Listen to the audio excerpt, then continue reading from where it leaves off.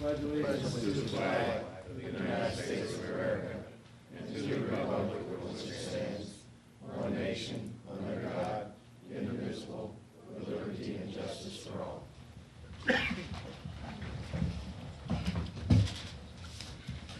Roll call, please. Mayor Grimminger. Here. Alderwoman Codwell. Here. Alderman Couch. Here. Alderman John Stupi. Here. Alderman Jokers. Here. Alderman Donnie Stupi. Here. Alderman Hook. I'm here. Alderman Prince. Here. Alderman Ross. Here. Mayor, we have a quorum. Okay, thank you. Before I ask for approval of the agenda, we've got a couple items on there that were that are resolutions concerning the two TIF projects, and we did get these yesterday, and you just now seeing the actual agreements in front of you. I know sometimes that's a concern with some board members of just getting the information and wanting to talk about it tonight. However, it is really the same of what was talked about in the work session. It's up to you whether you think whether just getting it tonight is okay, or if we want to talk about, and we want to have discussion about it tonight, or if you want to, put it off since you only did see these things tonight. Because I know at times it's, I know you rightfully so, when it's not in your packet, you say, and you're just getting it now. Sometimes that's an issue, but again, it's not new information. Yes, I did not attend the special meeting because I had another engagement I had to go through. And this is the first time I've really looked at it. I personally would like to have more time. I would too. I agree with you, Ted. So would Since I. it wasn't in the packet or anything, and just getting it tonight. I agree with Teddy too there. I mean, we make these sessions, work sessions, and not everybody can make it, and he had a commitment. Sometimes there's 2 or 3 of us missing, and I think that Teddy's entitled to put his 2 cents in. Well, do you want to? Well, here's what needs to happen, or as the process goes along. If there is any more discussion after you do look at it, or if anybody else has any other thoughts after the work session, that discussion needs to take place amongst the board. Right. And then based on that discussion, if everything's fine, or if there are any changes, you would direct the staff to prepare the ordinances to vote on, to vote on to approve the agreements, or actually spending the money. So if you want to have any kind of discussion tonight, fine. If not, and you want to put it off again, then it may need another work session, or we're going to have another discussion at the next meeting. I don't see a reason for another work session. I thought we had a work session and covered everything pretty thoroughly. Trying to consume this in a matter of minutes doesn't work for me either. I'd like to have an opportunity to look this over and take it up at the next meeting. But I don't know if anybody else feels the need for a work session. I thought we had one, and I thought that it was robust. So that's where I'm at. I don't think it was, Tom. I don't think everything was discussed the way it should have been discussed. In this proposal that we got today, I thought Mr. Armbruster said that the overlaying of the parking lot, and I could be way off here. Okay? Wait a minute, we're not right now. We're still Okay, we're still all right, getting all right. approved Deciding agenda. whether or not- All right, I'm sorry. I apologize, okay? So you want to leave it off the agenda, or you want to leave it on there for discussion? I would like to leave it off right now to get more time to review. How much the time do you proposal. need? You got 2 weeks. Pardon me? If we leave it off tonight, would you want to put it on the agenda of the next meeting? I'm not sure on that time. I don't know how much time, and another concern I have is that have we gone out for requests for proposals? Anybody that's involved in the TIF. I know the paper came out this week and they talked about the TIF and what was going on, but should we have some time for other people to present their proposals? We didn't have to go out for a request for proposal. We don't have to. But if anybody wants, So- anybody can submit one at any time. So other people within the TIP might just now realize that there are discussions going on. Yeah, and that really doesn't have anything to do with the two that we've got in front of us. I mean, those No, could happen that they could have came in last month, or they could come in next month. Yes, sir. In reference, well, first of all, I want to make it clear as far as the microtel proposal, I'm not going to make any comments on since it's a conflict of interest. However, Mr. Coleman's proposal here, I'm assuming that that is extremely time sensitive and he needs to get moving on his deal in order to save, you know, what he's got going there. And I don't see, I mean, I think we need to move on that one for sure to get his ball rolling, because he's got a lot of work ahead of him too. And there's livelihoods at stake on, well, for both of them actually, but I'm only commenting on the one. Ron, would you like to comment on that? Putting it off another, or waiting another 2 weeks to have a discussion on it, would you?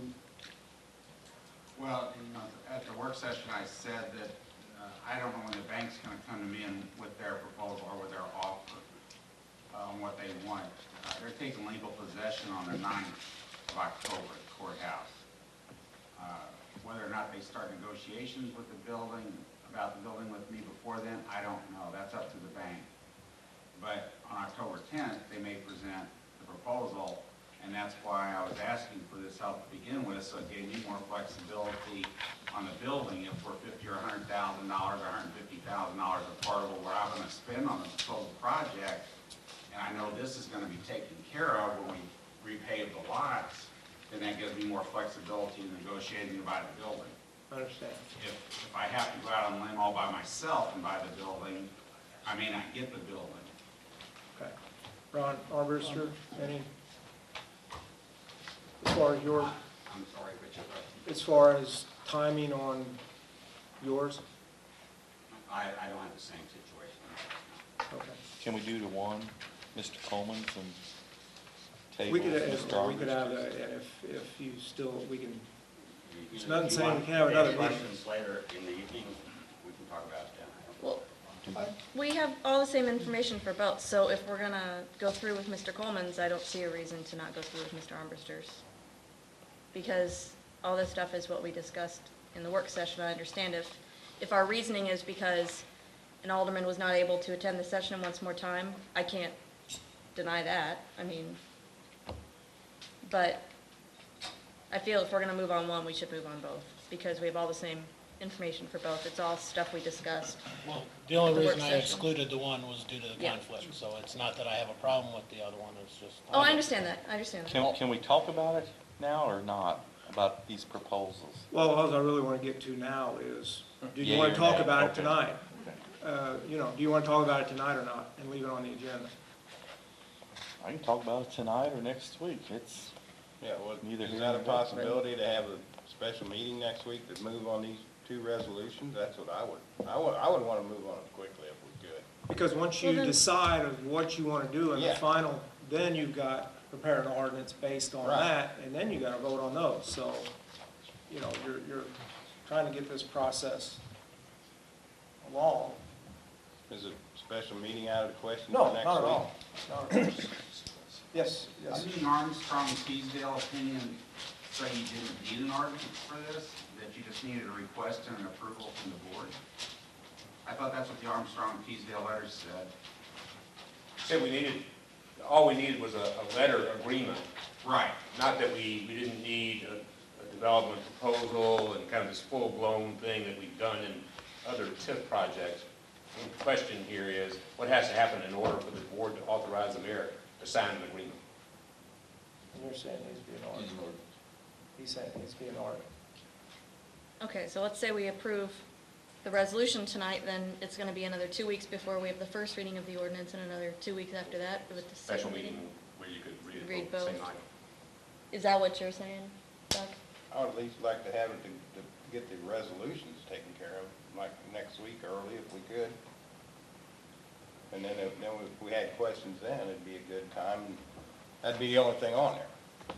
I mean, that's what I would recommend, Oh, at a special meeting. whatever questions a board member needs to have in the interest of time needs to be worked out before we do the ordinance. Right. So then we have a final agreement connected to an ordinance that you can adopt. Exactly, yeah. So as far as questions go, again, tonight, people that are talking about wanting to, you're not ready to discuss those questions tonight. I would like to be better prepared and to look them over. I would like to know what conditions we'd be put on it. I'm not really sure what it is. I don't feel comfortable with it. I mean, it doesn't sound like Donnie or Rick feels comfortable with it, so. But I guess my If we only can do point something is, like if those maybe questions next need to week. come up, Yeah. the two people are here tonight that are probably going to be able to answer those concerns. But if you're not ready or prepared to even address those concerns, whatever they are, then yeah, I guess we do need to put it off, but, yes. Is it all right to put it down off a week? Just give me a little time to review everything and. It shouldn't take too long. Dick, the things I passed out last week to the aldermen that were labeled confidential, that explained the deal that I wanted and why. Did the missing alderman last week get those letters before this evening? Yes, I did. Okay, so all the information that was in those I've looked letters at those and- is in that, what you have in front of you. Alderman Ross, did you get a chance to watch the video of the meeting on? No, I haven't. I've been pretty busy. It's just that I haven't had a chance. Yes, sir. Dick, I'm going to be out of town next week, leaving Tuesday. So I would prefer, if there are any direct questions about my project, that I would stay and answer them either formally in the meeting, or if someone wants to talk to me afterwards, I'll do that. But I will not be available next Tuesday on? Okay. I mean, I had some questions from the original package, but I don't know if it's changed or not. From what. has been Again, presented. putting off just asking those questions for a week or two. If you know what the questions are, Can I just ask now? not right now, no, I'm still trying to decide whether you guys want to All right. postpone this or not. I say leave it on. Me too. Leave it on as in voting on it tonight? So we can have Leave it on the discussion agenda tonight. So we can discuss It's on it. the agenda so We're we going can to discuss discuss it it. tonight so that an ordinance can be developed. That's fine. I agree with that. Okay? Patty, okay, You heard what I thought. all right, So, well, yeah. I'm hearing from most of the board that we ought to leave it on tonight, so we'll leave it on for discussion tonight. All right, So move to approve agenda. all right. All in favor? Aye. Opposed? Okay, personal appearances, we have Tina Okenfuss, who's the Executive Director of the Housing Authority, who would like to address the board. Tina?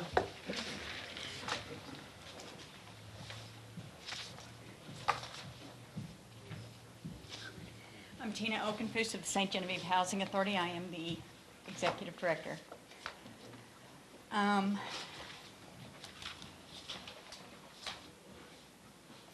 I came into this city, into a meeting.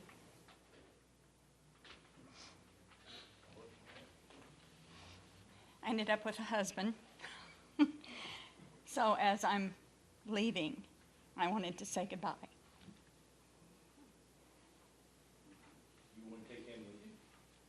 Well, I kind of gave him the option if you want to go. I've gotten to work with a lot of you. I've been here for 14 years.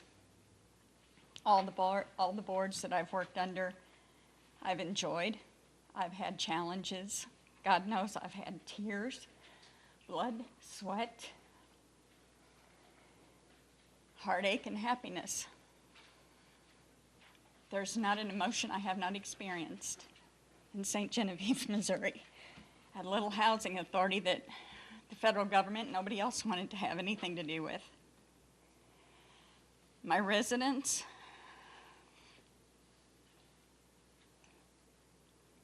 I can't say thank you enough to the people who have helped me.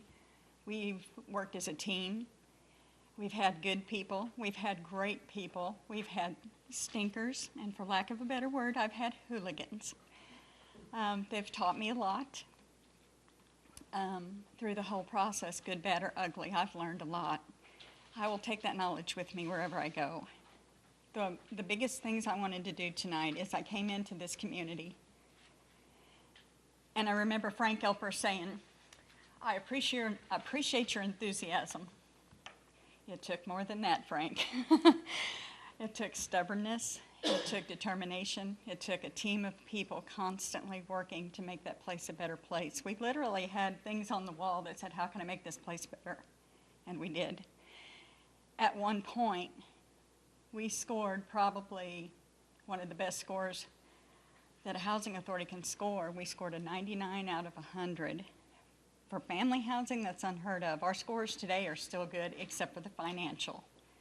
That comes from Congress. God love Congress. They don't want to pay us for working, but they do want to continue to take raises for sitting and arguing and complaining and griping about our country, so whatever. Most people knew I was leaving. Monday will be my last day. The board hired a management company, which HUD suggested. I wish them all the luck in the world. They're familiar with rental property. They're not familiar with public housing.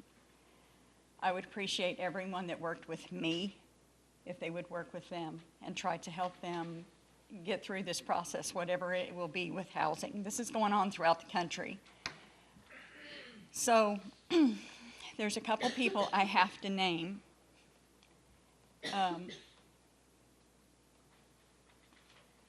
Lloyd Litterist,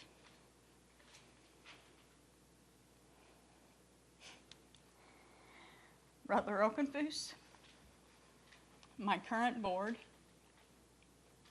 Ryan Pollock. Those are the people that got in the ditches, all the crap, all of it. And we cleaned it up. We worked hard. We worked day, night, 16-hour days, holidays, whatever it took. 2 o'clock in the morning, I would drive down here, and let me tell you, there's nothing going on at 2 o'clock in the morning in St. Genevieve. Nothing. We all did that. No matter what it took is what we did. We never, not one time, did any of these people come up and say, well, Tina, where's my paycheck for that extra 10 hours? Or, you know, where's the money for that holiday that we worked all day? Or, you know, not one time, not one time. Those people need to be thanked because we all worked very hard. I hope and I pray to God that that place continues because it's got some great people. They may be a little different, but they're still great people. So I just wanted to come in and say thank you for the opportunity to serve this community and to serve some great people and to work with some great people. I'll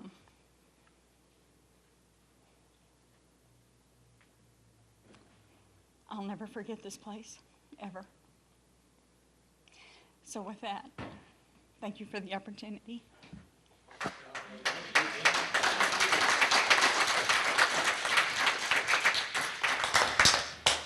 Thank you, Tina. I know you were director before I was mayor, and I just remember some of the history of the Housing Authority and some of the issues that the city had years ago, and it was running pretty good by the time I got here, and it was, you know, it was one of those out of sight, out of mind things, even though we're kind of a dotted line, and as far as the Housing Authority goes, and you're run by the board, but it's been a pleasure working with you. It really has, and you know, it was always like no news was good news, and I never heard anything out of the Housing Authority, and I don't think, as far as problems go, they all went away, and and it's been that way for the whole time you've been there. So you've done a wonderful job. We are all concerned about what the future is going to bring. When Congressman Smith was here a few weeks ago, we voiced our concerns about it, and he said, well,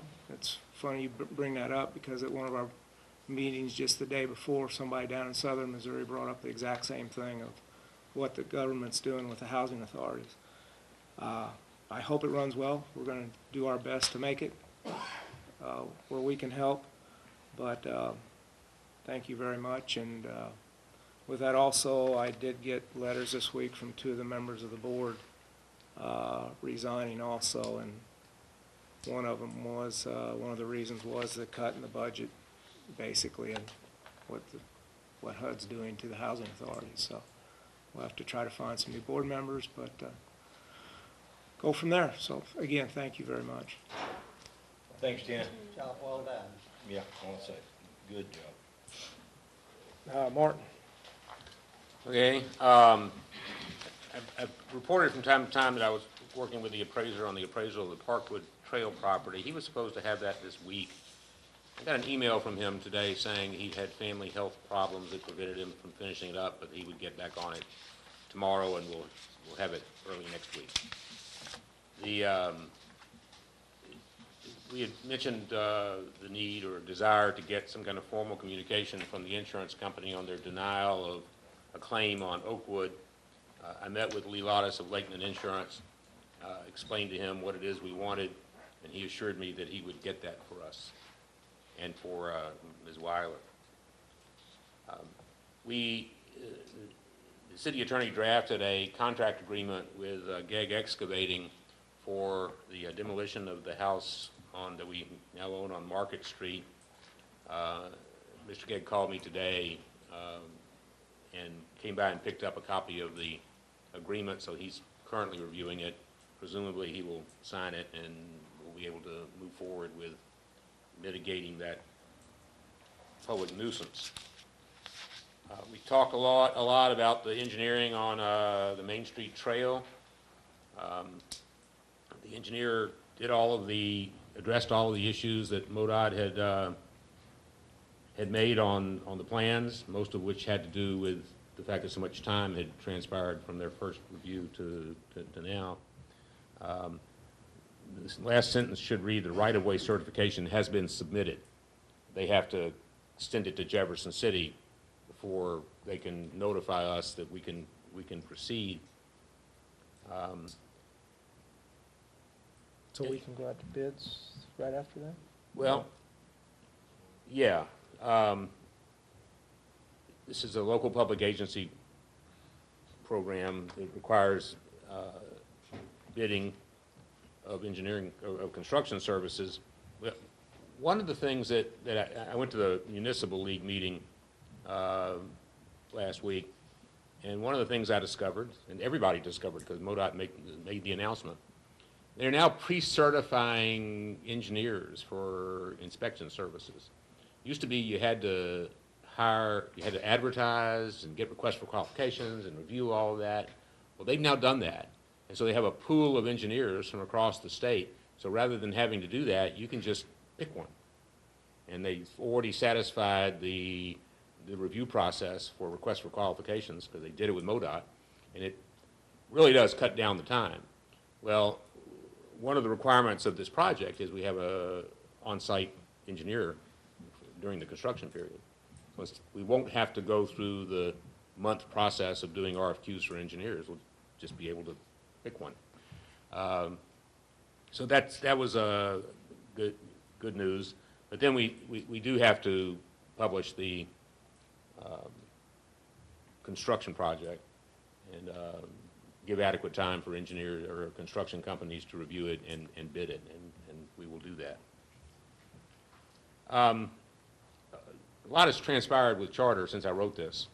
When I was sitting down writing it, Charter was distributing boxes and people were turning on their TVs and they couldn't see Channel 7 or Channel 98.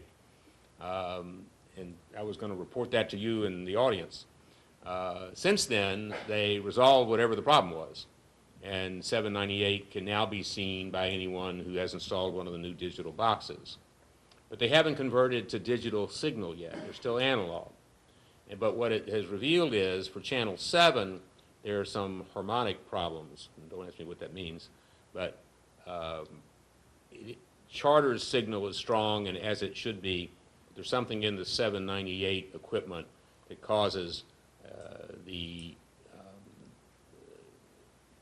some discrepancies in the signal. So you're seeing what he called a hum bar, just a black bar that progresses its way up the screen if you watch channel 7. It's not that distracting right now, but he said when they go digital, channel 7 will become wavy. And what needs to be done is in the equipment for 798, they're aware of it. What that is, I don't know, but I'm being told it's a recabling issue, that they need different cables in order to get rid of that. So hopefully that'll get resolved before they make the conversion. Finally, well, not finally, but there's Cochrane Engineering is under contract to do the design of the improved water system improvements, and the state is paying 45% of that expense under a grant we got. That qualifies us to apply for additional grant funding through the state revolving fund if we choose to do that. So Alliance and the engineer and I are going to work on a state revolving fund application. Honestly, we may or may not choose to do it, even though I'm going to ask you for authority to send it in and apply for it. Because when it comes down to it, what they pay you, it used to be a big difference between what the state revolving fund cost you and what private borrowing cost you. Now that gap is negligible. So in order to get the money, you have to sign on for this process and record keeping that will save you, it might save you a few dollars, but you have to kind of weigh it to see if it's worth the effort. I'm not telling you it's not, and when the time comes, we may go ahead and do it. But the state revolving fund would be the way to pay for the physical improvements once they're designed. The debt is already authorized, so we don't have to do anything other than find a lender or issue bonds. But that process is underway. Finally, Mr. Woodson, who is here tonight, visited me yesterday and gave me this document, which I put in your boxes for your review, having to do with scooter use. Mr. Woodson is here tonight, and I guess it's to discuss this issue under citizens to be heard. But I told him that I would inform you that, give this to you and inform you that he had submitted it to me, which is what I did. That concludes my report. Questions, anybody? Okay. Dave, you're first up.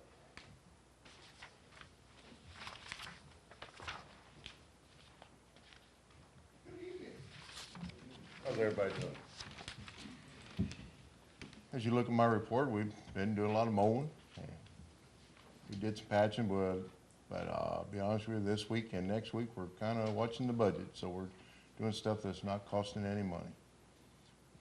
Started hauling the concrete away, the rest of it was left from the swimming pool, and doing some weed, spraying some weed stuff with the supplies we already have. But we're trying to not to spend any more money until you give me more money.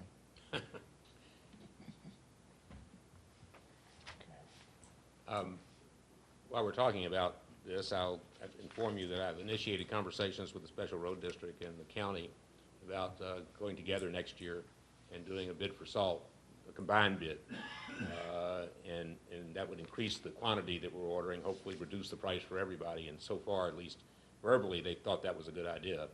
We'll have to formalize that when the time comes. But it really doesn't make a lot of sense for us all off looking for the same thing and getting delivered within 5 miles of each other. Well, let's hope we don't have a shortage of salt anymore. Yeah, well, under any market condition, it still benefits us to go together. Anything else for Dave? I know emailed you about a couple things I heard from people, and I see them on here. Thank you very much. You're welcome. Appreciate it. You know, like I said, over there on Biltmore, we're kind of waiting for the new budget where we can go there and tear that out and do it right, but for now, you know. And I told him that too, he I understands can that. get in and out of there, so. Okay. Thanks, Dave. Thanks, David. Y'all have a good evening. You too. Eric?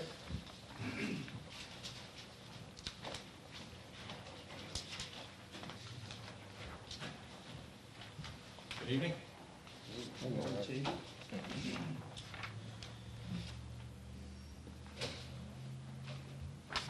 Anything for Eric? I don't really have much to report. If you guys have any questions, tomorrow is our Cops and Cook pancake thing out at the community center. I don't have any tickets if you want to. What time Meal does it start? today. 6 o'clock, I think they start serving. So. We'll be out there about 4:30, getting started. So. And the menu is? Pancakes and sausage. And more pancakes. And more pancakes. No fruit? Orange No. juice. Orange juice, yeah. No. Vitamin C. And pancakes. One of our local businesses has put in an order for about 320 plates, so Well, good. Wow. get fired up early, so, Outstanding. yeah. I'll say. Like I said, our new, there's a lot of pancakes. New officers are working out well, seem to be going through the training process fine. And, in my report, I make mention of the one-way street proposal that was brought up at the last meeting, and I believe it's on the agenda later, so, I can address any questions then.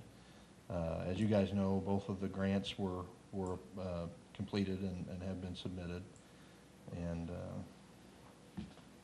that's about it. We recently had to put some more money into one of our Impalas, had a fuse block and wiring harness issue, but it's back on the road now, so. Pretty standard. Yes, sir? Chief, there's been, I don't know, just rumblings around the board, and I'm one of the rumblers. For newly hired officers, to have a requirement that they live here in town. I don't think now is the time for that discussion, but I just want to kind of make you aware that sometime I think we would like to have that discussion.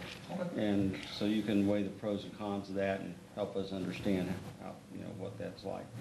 Absolutely. We can schedule a work session or whatever's most appropriate. Do you think you could prepare a report that illustrates the issues, pros and cons? Pros and cons for residency? Yeah, I mean, I think Yeah. there's a lot of literature out there on it, and I think rather than just winging it, maybe if you could give something for the board to review before we have a work session, it might focus the questions better. Sure. Need any help in the morning? I need to figure out some type of big crate to carry 328 plates of pancakes out to Mississippi Line. Maybe drivers if you're available to help deliver. I think we'll probably end up doing it in two different trips, one at 7 and one at 8, so that'll help break it up some, but that actually wasn't sarcasm. They got the little transport trays, and they do not transport easily when you have a lot of them, so yeah, any help that we can get is more than welcome. So. Anything else for Eric? Thank you, Okay, guys. thanks. You're not going anywhere though, right? Nope. Okay. Steve? Evening, Board. All right. Past month, staff performed their routine maintenance around pretty much the entire system. That's lift stations, water towers, all the electric motors, all the preventive maintenance was completed. The UV system, UV season at the wastewater plant's coming to an end. We've started our inventory of our on-hand supplies. That way we can order materials and parts for next year to make sure the system's at 100% when we go to start it back up. For the uninitiated, UV is ultraviolet. Yes. Yeah, it's the ultraviolet system that disinfects the wastewater. So order all that stuff, so it's ready to go at the beginning of next season. The tractor that we purchased, it's been panning out real well. Been numerous times where we have not had to interrupt Dave's work to complete ours, so it's becoming very beneficial. Anything else for Steve? You've done a great job on the water loss. Oh, thank you. July and August. Yeah, the water loss, the yearly average is actually, my last sheet's not updated, it's still at 16.7, but the other sheet shows it, the average year is at 15.8. Here's an interesting note. If you have water loss over 10%, you get extra points on your state loan application. So the better you do, the less competitive you become. I'll be darned. You feel you need more help? I guess. You still don't have your new SCADA system? Yeah. The new SCADA system, I got a tentative schedule the other day, and I actually just had a package out there that I haven't had a chance to review yet from them. They're gonna have the package, they anticipated it to be here early October, which is going to be plans for us to review, make sure everything's the way we want it. We'll have, Alliance will have one of their engineers review it. We'll sit down with the city, make sure everybody's happy with the plan, and then we'll proceed. Okay, so it's a little more complicated than just hooking up a new computer. It's quite a process. Yes, there's, I believe there's 6 different locations where work will take place. And their schedule's putting it out to mid-February. Okay. That's the tentative completion date. We'll keep our fingers crossed for the current system. I didn't get down to the plant today, but do they still have the roads blocked? I was down there about 6:15 and the vans were pulling away. So it is complete. Anything else for Steve? Thank you. All right, thank you. Thanks, Steve. You have Nick's report there? I have one question about the monthly operations report from the St. Genevieve Fire Department. Under meetings attended, there's, I guess one meeting was attended, and the Ozark Firefighters meeting 8/28 was not attended, but it's listed as attended. What's that? Is that just to let us know that there was something they didn't go to, or? I guess. I mean, is that a jab, or is that, what's going on with that? I can inquire. I don't think it's a jab. I think Okay, it's well, just- that's a fair question, and I'm not, I don't understand the meeting attended, but we didn't attend. Yeah. There's no, That's my only It's meant as a question. jab. there's no constraint at this time on the fire department from attending meetings outside of the jurisdiction of the city. I mean, they've still got their Yeah, budget. Now, May just be a next wording- year, they're gonna have to pick and choose, because we didn't put as much money in travel. It may have just been a wording issue that I got lost on. Yeah. Okay, Sandra? Good evening, everyone. You have my report in front of you. There are just a couple of things I thought would be beneficial to talk about tonight. You have a chart that looks like this one that shows the bar graphs of the attendance figures. We track everyone that comes through the Welcome Center, as you know.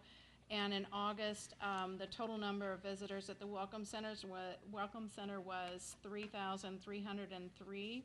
Of course, that's the month that we have Jour de Fête included. But in 2013, it was 2,722 for the month of August, so our year-to-date was up 14%, and our month of August was up 22%. So that's a pretty strong uptick for that month. Of course, part of that strength was during the Jour de Fête, which seemed to have a higher attendance and more foot traffic this year. During the month of August, I'm sorry? Just while we're on that. So you counted visitors during the Jour de Fête weekend this year? We have done that for The 2 last 2 years, years. and the year prior to that, they did as well. In 12? Yes. Oh, okay. Yeah, I think it was 2011 when, like, maybe halfway through the day, they just stopped, from what we Okay. can tell. We've dug through a lot of the old records, and that's what we could decipher. Okay, thank you. Sorry to interrupt. No, not at all. I thought you were going to say, yeah, Jour de Fête was great. Well, it was, yeah. During the month of August, we sent out 160 tour packets to potential adult tour groups that we're trying to encourage to consider putting St. Genevieve on their list of places to take group tours in the future. We included in that an article from the Leisure Group Travel Magazine, which I had presented it at an earlier meeting this year, but they actually did an editorial article about St. Genevieve as a destination for group tours, which is really the direction that we want to move in terms of gaining more additional exposure for our destination. We also sent out tour info packets to all of the schools in the surrounding counties, of course, as well as St. Genevieve County, and we are always looking for places to derive new lists from, and we found a list in St. Louis of the private schools in St. Louis, so guess what, they all got a tour packet too. During outreach in the month of August, I attended the Missouri State Fair and participated in a special travel showcase for tourism travel with other Missouri destinations that was sponsored by the Missouri Travel Council. You know, of course, talked to a lot of people who were excited to see St. Genevieve there. Collected names, and when I got back, we sent an additional 150 packets of information out in the mail to people that I had met at that conference or at that trade show. During the month of August, we sold 132 adult passports and 8 student passports. In the month of August, prior to Jour de Fête, actually, we converted over from a monthly format for the upcoming events that would just have shown 1 month at a time. Talking with Beth about this, we switched over to all the events that are coming up in St. Genevieve between August and December, and this is what we've been distributing, and so far people seem to like it. The idea is that we'll encourage people who may be here in August to see something that might be coming up in October and make their plans to visit St. Genevieve again. So we just distributed these flyers during Jour de Fête. They are available for all of the shops and destinations, attractions here. They're available from the Welcome Center, and we have people calling and asking for them all the time. And of course, we include these in our tour guide packets as well. A couple of other recent updates. Of course, we're continuing to work with the event committees, the volunteer groups that put on all of the special events that St. Genevieve enjoys. We just had a Tourism Advisory Council meeting last week where it was kind of follow-up to the end of my first year as tourism director and now economic development as well, and kind of brainstorming some new ideas to move forward on with the Tourism Advisory Council's help in some regards. So I'm looking forward to making strides in some new areas. And also under economic development, as you know, there's a lot that's been going on lately, and there's several things that probably several of you have heard about, and maybe I've even met with some of these new people. But tonight I'm pleased to announce, at least formally, a lot of you knew about these already, but at least formally to announce that the owners of ASL Pewter, Tom and Pat Hooper, are going to be relocating here. They've been coming into town and meeting and looking at a particular property and working with city staff on working through the issues, to get moved in there. This is an item, this is a business that will definitely impact our downtown area in a very positive fashion. Right now it's an empty building, and it will be converted over to dual purpose as both residence and retail, and this is the type of retail that currently is going on in another tourism-related community. They're choosing to relocate to St. Genevieve because they feel that their opportunities will be greater here. And of course, mixed-use retail and residential in the downtown historic district is exactly the type of direction that we want to move in encouraging economic growth in the downtown and taking formerly empty buildings and converting them over to new businesses. In addition, I just today spoke with the new, soon-to-be new operators of the Steiger House Bed and Breakfast, which has been empty and off of our books in terms of eligibility as a B&B property for several years now, as you know. And so the ownership of the property is not changing. In the beginning, they're going to be leasing the property and operating it, but they authorized me to speak to you this evening and let you know that the Steiger House B&B will be coming on board again very shortly. So we're very excited. Yes? Is this the one downtown or the one on Market? Good question. It's the one on Merchant Street, right across from the St. Genevieve Winery. They will be opening it as a staggered. Correct, they're going to keep the same branding, they feel like the brand has good recognition in the community, and indeed, even at the Welcome Center, we still get people who call and say, I spent my wedding anniversary at the Steiger House, are they still around? And so, they still have some brand recognition, and, they'll be tapping into that. Sounds good. Thank you. Sandra, I like this pamphlet here. The only thing I'd like to see added to it maybe is just the Christmas parade. I get a lot of people in St. Louis, and I like to tell them this. I think I'm right, the first Saturday in December. Yes, they listed on here is the Holiday Christmas Festival, and it's listed with all 3 dates, December 5th, 6th, and 7th. So the Saturday is the day that, of course, is the main day, and that's the day that the parade and pictures with Santa and all that happens. So it is listed on there, but the parade isn't a separate event. It's just part of the Holiday Christmas Festival. Are you saying maybe we put a separate line item for the parade? Well, just Saturday or something like that. Yeah, that people know the parade. Yeah, some of them out of town. Yeah. So, all right, thank you. Thank you. Just as another thing, kind of on that same subject, I was fortunate to be invited yesterday to a luncheon with about 30 of the Colonial Dames that were in town. Some of them have not been here before, and obviously it was a beautiful day for them to come, and they toured the town, some of the places that were not their own, and it was really good, and the feedback that the short time that I was with them was it was great. I mean, they really were impressed with St. Genevieve, so we hope that will continue with their efforts with what they're doing in town. So it was really good to have all them ladies here. Okay, any committee reports?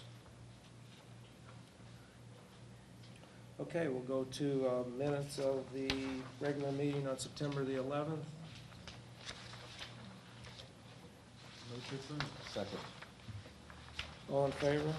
Aye. Opposed? And here's the closed session. You pass out both of them. Yes, and it was the closed session from the regular meeting and then the closed session from the work session. Here's the other one. Here's the other one. Move to approve. Second. All in favor? Aye. Opposed? Okay, treasurer's report for August.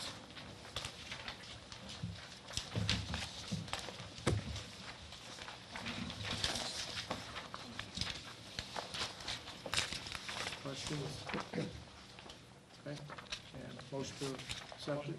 Move to approve. Second. All in favor? Aye. Opposed? Okay, resolutions, Resolution 2014-33, a resolution approving a letter of agreement between the City of St. Genevieve and the ownership of the St. Genevieve Microtel. Mr. Ron Brewster's here tonight, and if anybody has, you have that in front of you. It was obviously discussed in the last work session. If anybody has any questions, let's try to get them asked and answered and figure everything out. So go ahead, John. Mr. Umbridge, do you know what time of the year you're going to start the project? No, it would depend upon, well, let me back up here.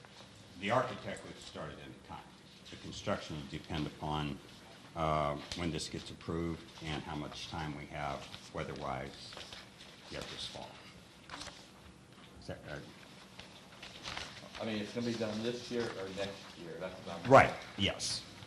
Yes. The proposal as we submit it will be done this year and next year, It has yes. to be done by December of next year to be eligible to get reimbursed for. Right, that's what I'm leading up to, because different ones asking me, are we just gonna do this and then it stays dormant for years, is what they're worried about.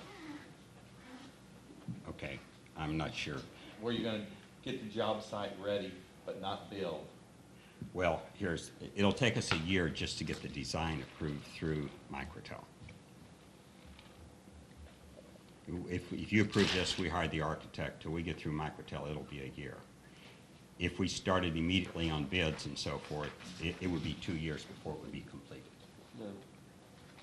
But the work is, the proposal is the first phase to get it ready. I realize that, Yeah. Mr. Council, Okay. but that's my concern. I want a commitment, a guarantee that they're gonna do it. Do what? Build. Build The a parking addition. lot or No, build a the building? addition. The addition. I couldn't give you that guarantee. That's all Not on a time. Not on a time. Simply because, again, it'll take us a year just for the design. Hey, Ron. Yes, Uh, go ahead. I think we talked a couple of weeks ago, and you said the overlaying of the parking lot would cost, you thought around 16 to 18,000. No, I think I said around 18 or 19. I might be a little bit off of So that. But where did it come up with $103,000 there? Okay, well, first of all, the 18 to 19,000 was last year when we had somebody out and look at it before this winter's, so forth and et cetera. And I don't have the site plan here with me, but in order to add the 16 rooms, we have to go immediately south of the existing building, okay? Behind the building now is a big gravel parking lot with an air vent from Mississippi Line Company in it. And in order to expand out that way, we're gonna have to eliminate a lot of that parking and make that into strictly a truck and bus parking lot, and behind the Huddle House, build another parking lot for trailers, construction equipment, vans, things of that nature. Okay, so the bulk of that the bulk of that money, Rick, is not the overlay of the existing parking lot. Okay. Now, that being said, in order to do the expansion, we're going to have to be moving some of our end, the things to keep designate the parking, the curbing, that we have there. Those will have to be relocated. Some of the stormwater will have to be redone also. So the bulk of that money was not parking lot overlay. Danny Gofro put together a preliminary plan which has a design for getting our truck and bus parking immediately behind the expansion and additional parking immediately behind the Huddle House. Okay. Now, when Danny did that, I will also tell you that he did not have the location of the 12-inch water line which runs along our western border, nor the water line that is behind on the southern border. So we do not know that we're going to be able to do it exactly the way Danny had laid it out, but we did not spend any more money re-engineering, at this point. But going back to your question, John,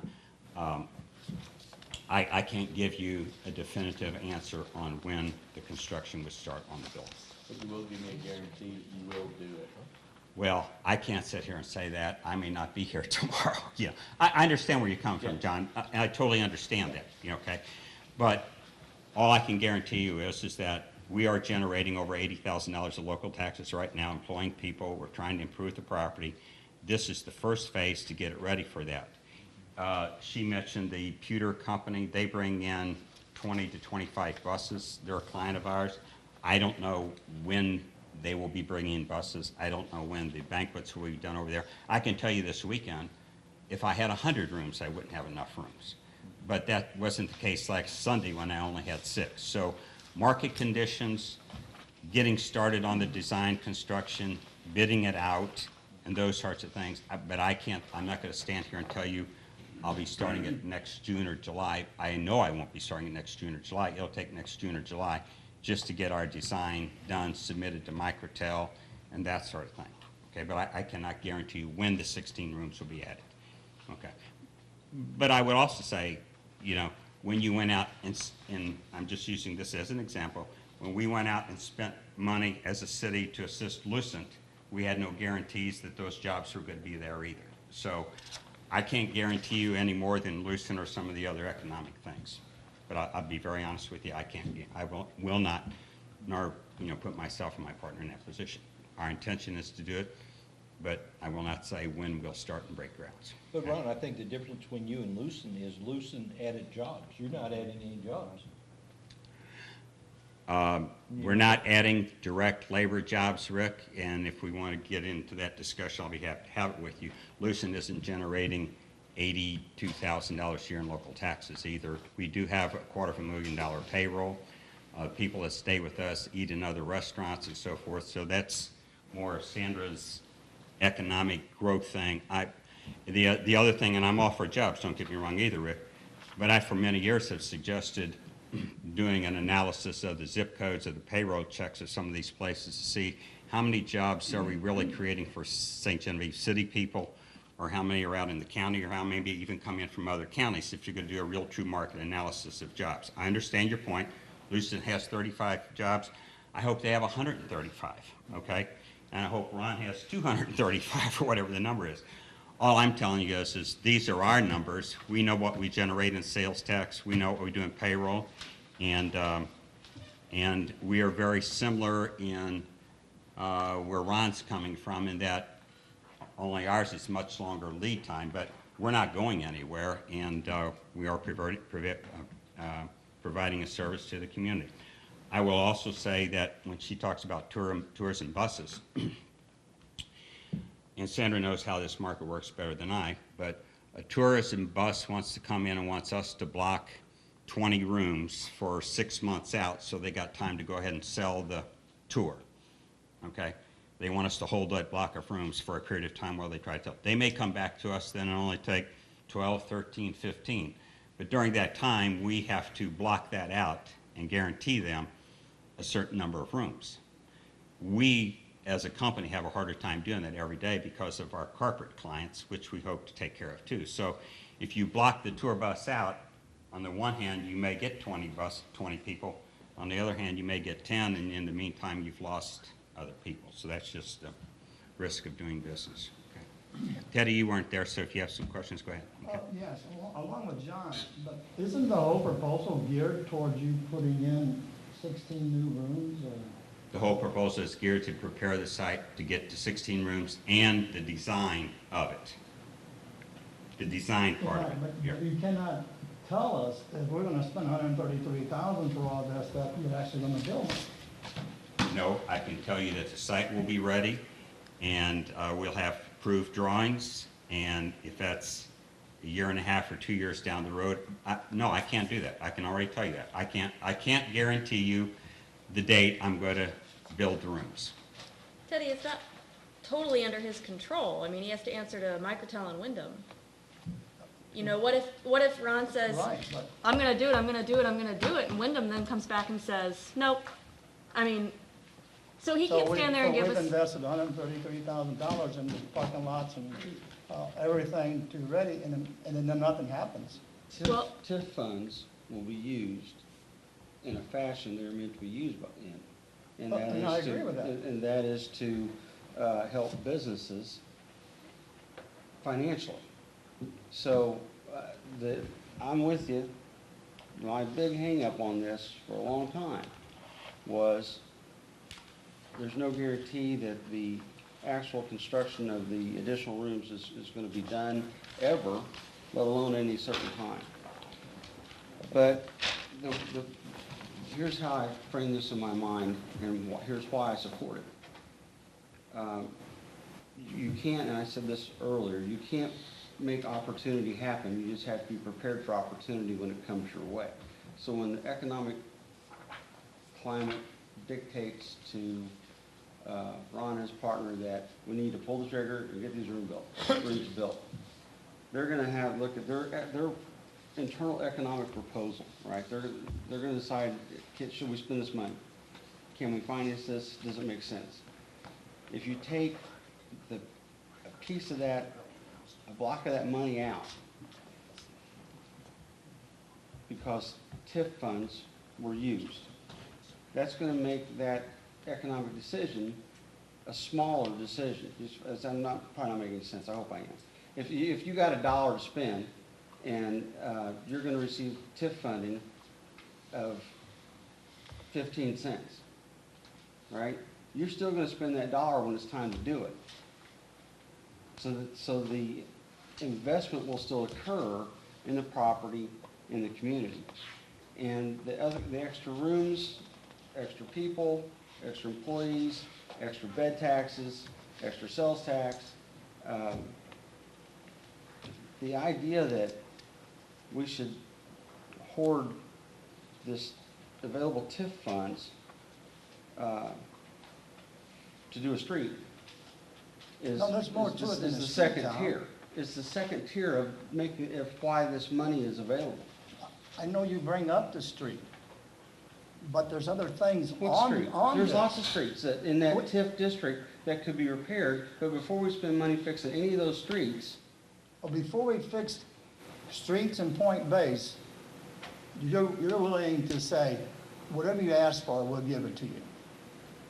Now, everything on there, I mean, is it legitimate?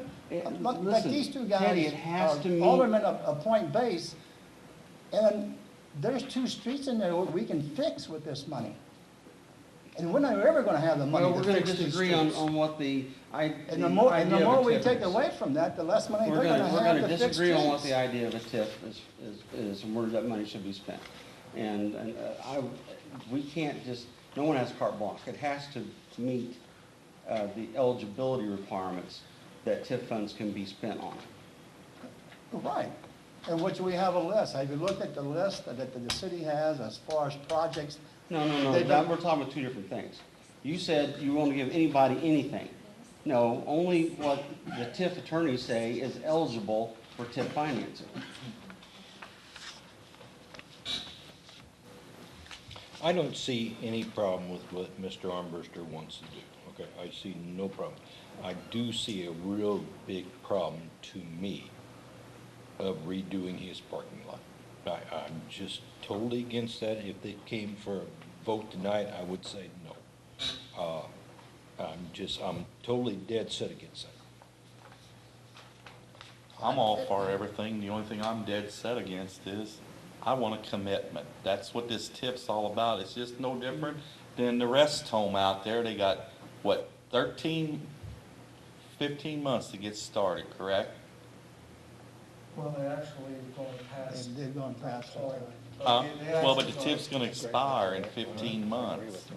And if they don't get started, they ain't gonna get nothing correct after the 15 months. That's right, that's right. It's gone. So I think they should, Technically, they don't have that to should be a pay. selling, to me, I'm in business. That's a selling feature to get started building, getting this TIF money.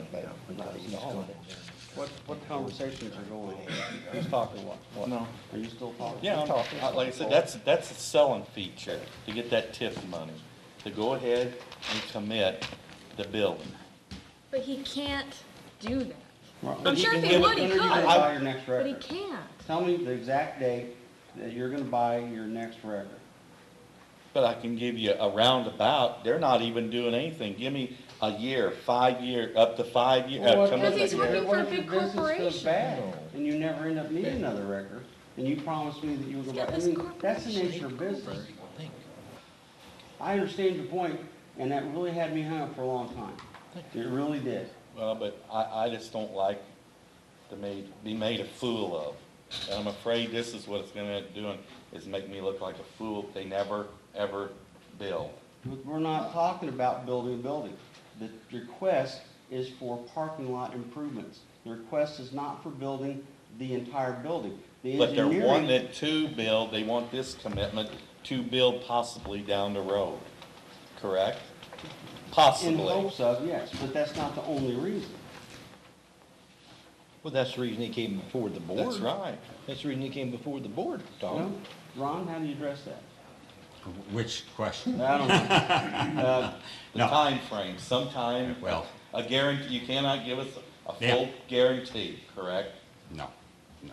I can't and I won't. I'm I not mean, gonna put, I'm a I'm not gambler, gonna I put you, gamble, yeah, I'm I not. gamble every day in business, I'll Well, gamble on the loose. you know, we I don't gamble- know if I can gamble on this, I'm gonna be honest with you. Well, I I don't wanna be made a fool. That's a strong statement, John. If this doesn't work out and I vote for it, I won't feel like I was made a fool. I will feel like the city approved TIF funding to expand the parking lot.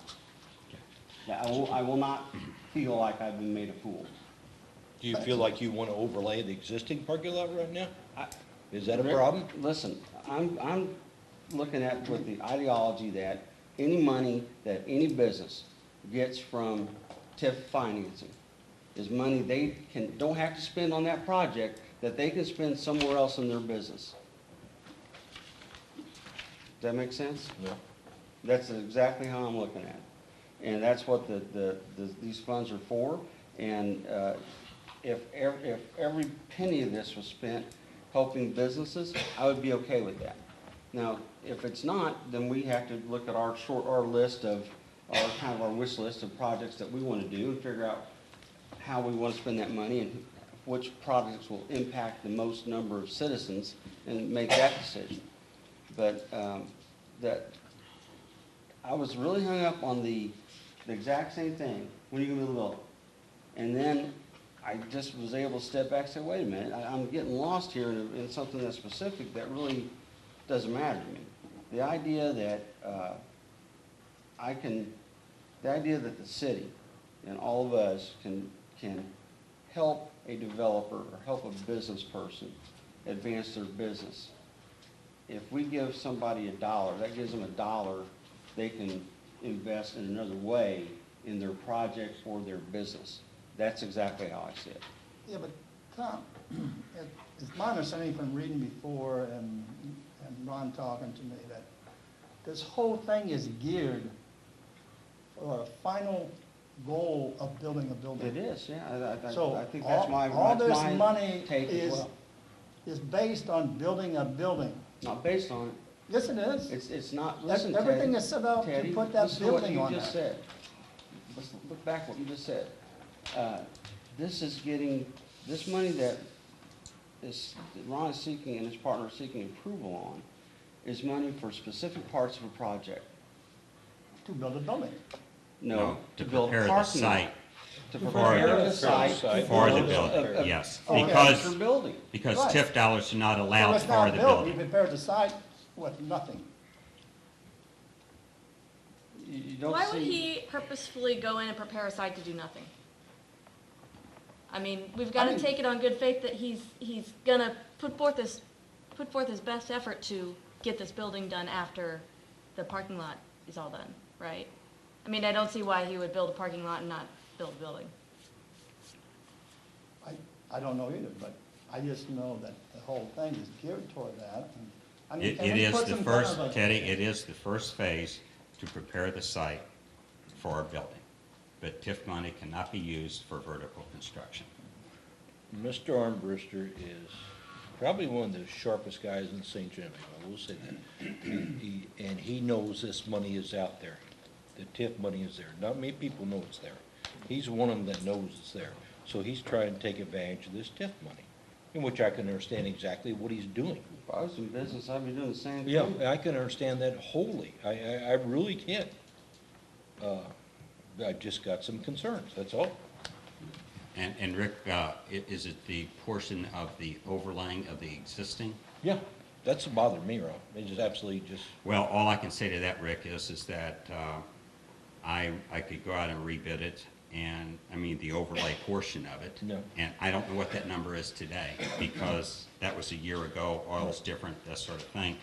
But the condition of the lot with the grading from the snow and the ice and so forth, and it is more than just overlaying the lot, because all of our stormwater drains off the building will all have to be raised 2 inches to accommodate the overlay and this sort of thing too. So if you're just talking the physical overlay, I can get a different number for that portion of it.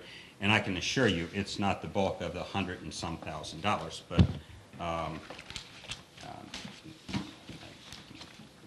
I don't know what that number is right now. Because that number Like I that I said, gave you I'm was... all in favor of what you're doing. Do not get that wrong. I really am. I understand, Rick, and I understand your position also as an alderman, and this is just business. That's all it is. I have a question for Sandra.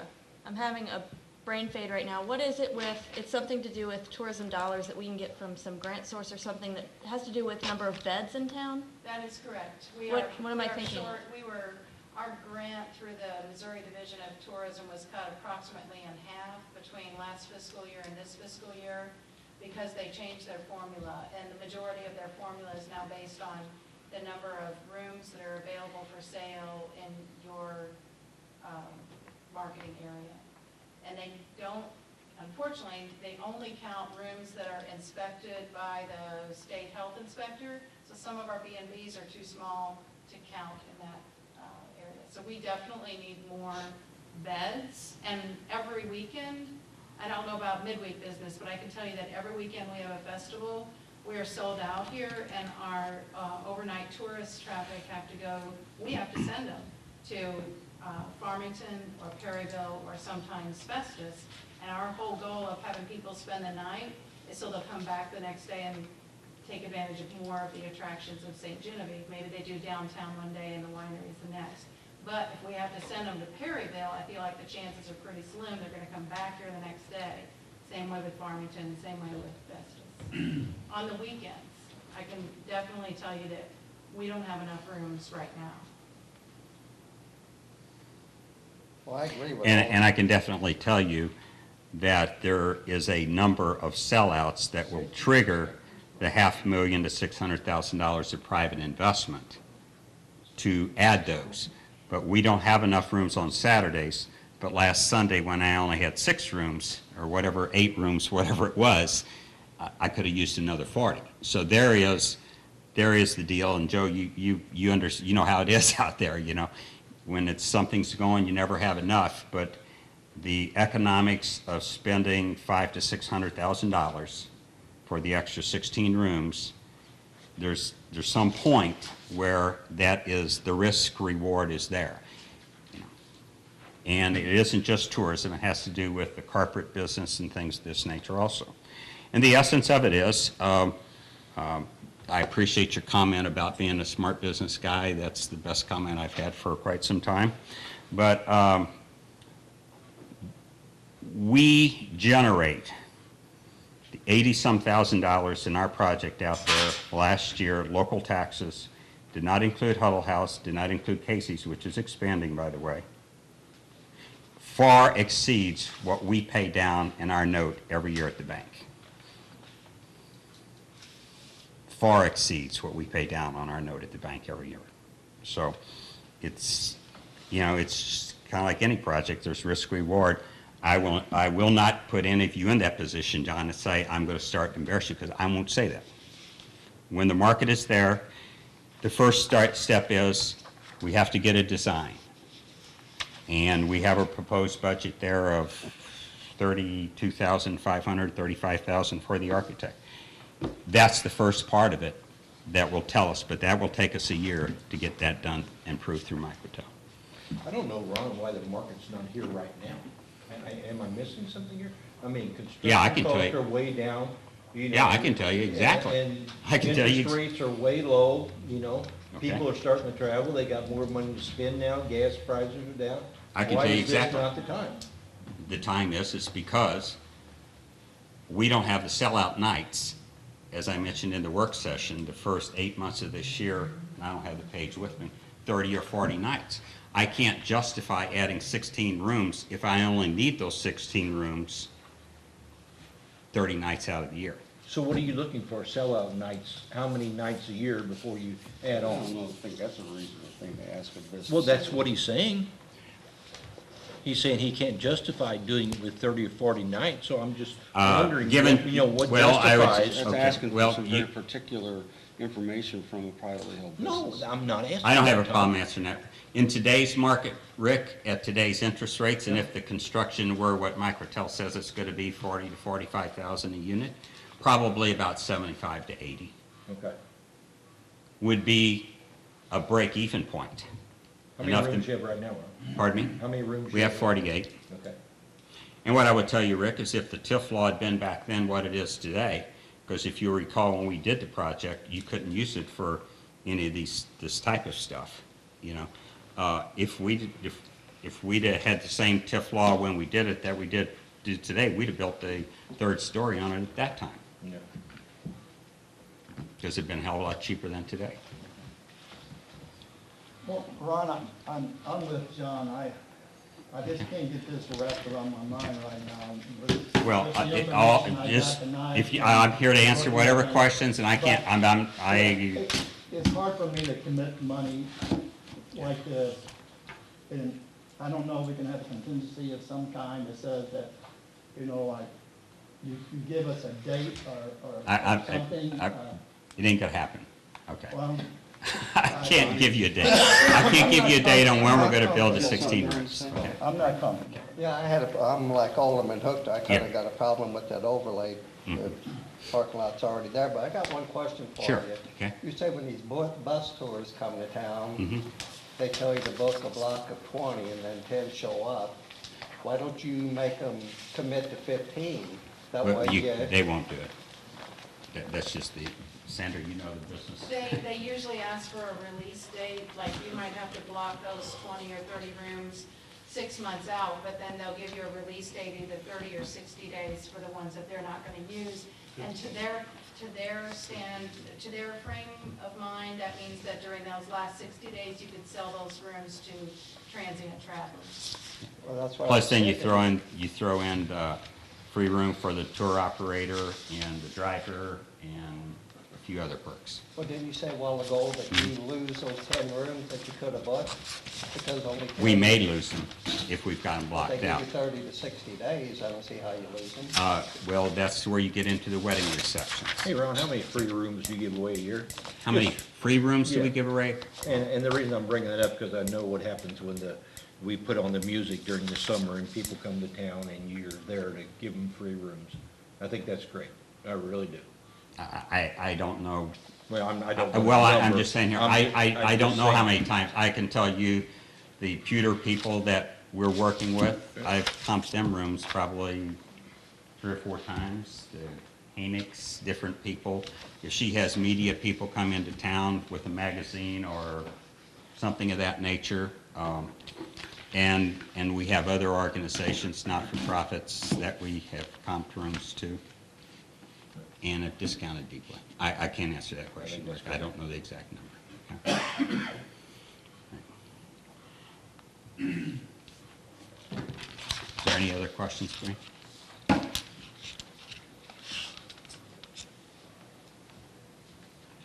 Thank you.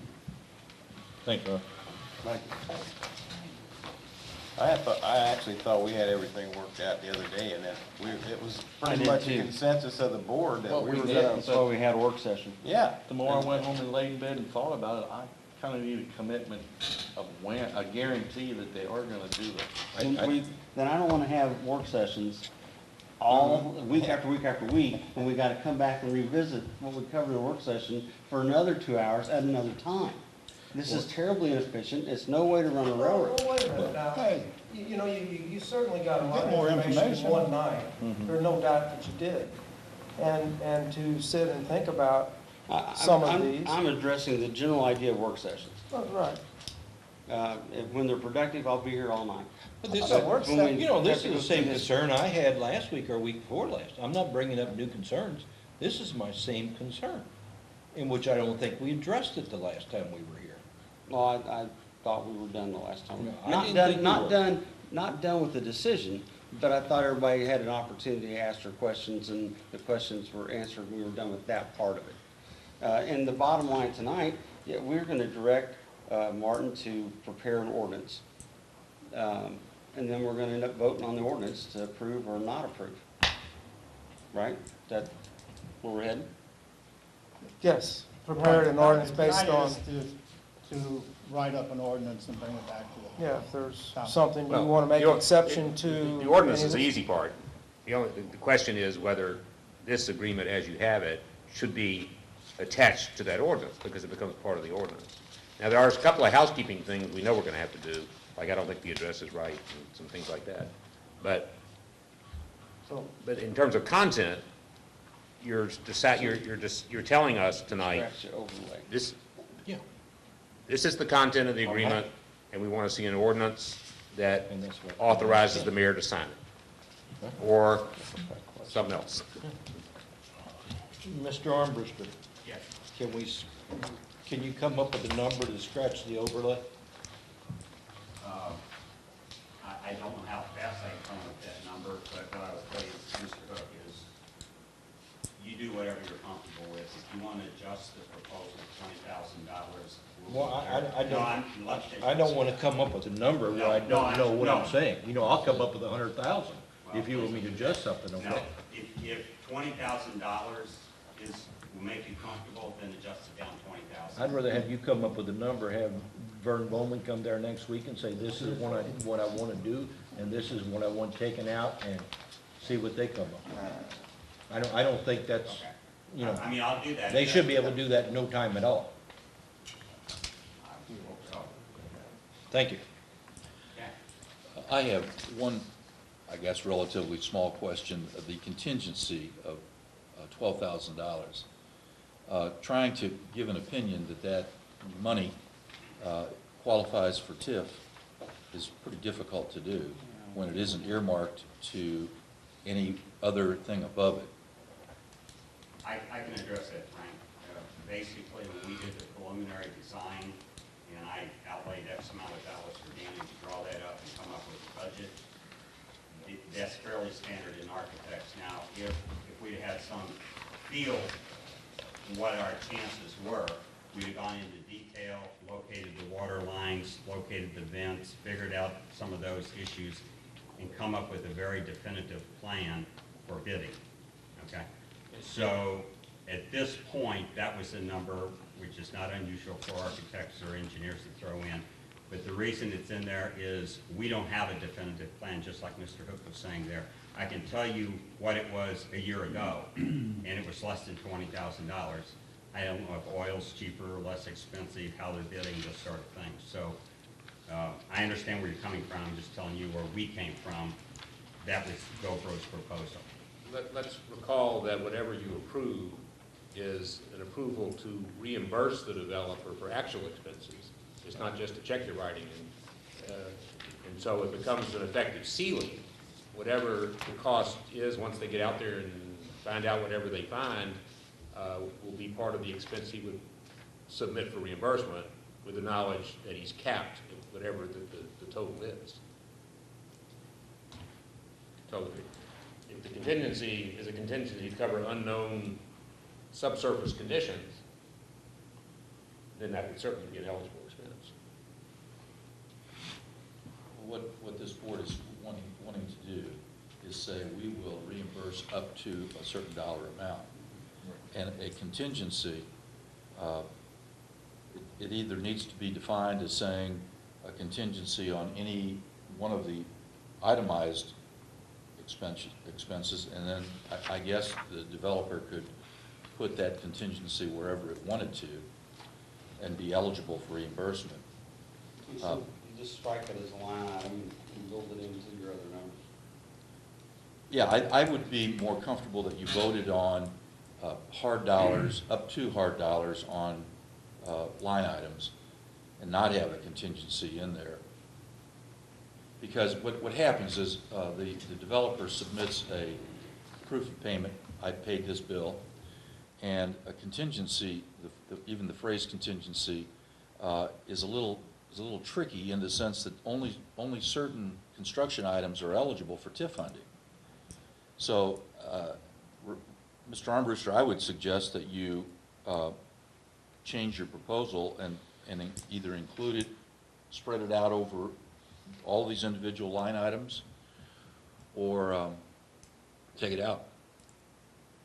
Because what happens is when Sue gets the documents, she actually gets them ready to be paid, and for her to define, or her to be satisfied that the reimbursement request satisfies one of these categories,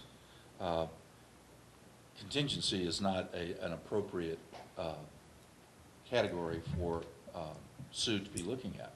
It should be, this is part of the earthwork or part of whatever. It could be rescattered, and the developer may decide not to spend that much money. But the contingency, that category, although appropriate for an engineer, is difficult for your administration who okays the payment to determine whether it fits within those categories or not, or whether you've hit your limit. I'm not saying that dollar amount isn't appropriate. I'm saying it shouldn't be an open and loose item. that, I would feel more comfortable with Sue being able to Pinpoint some of those. sign off on it.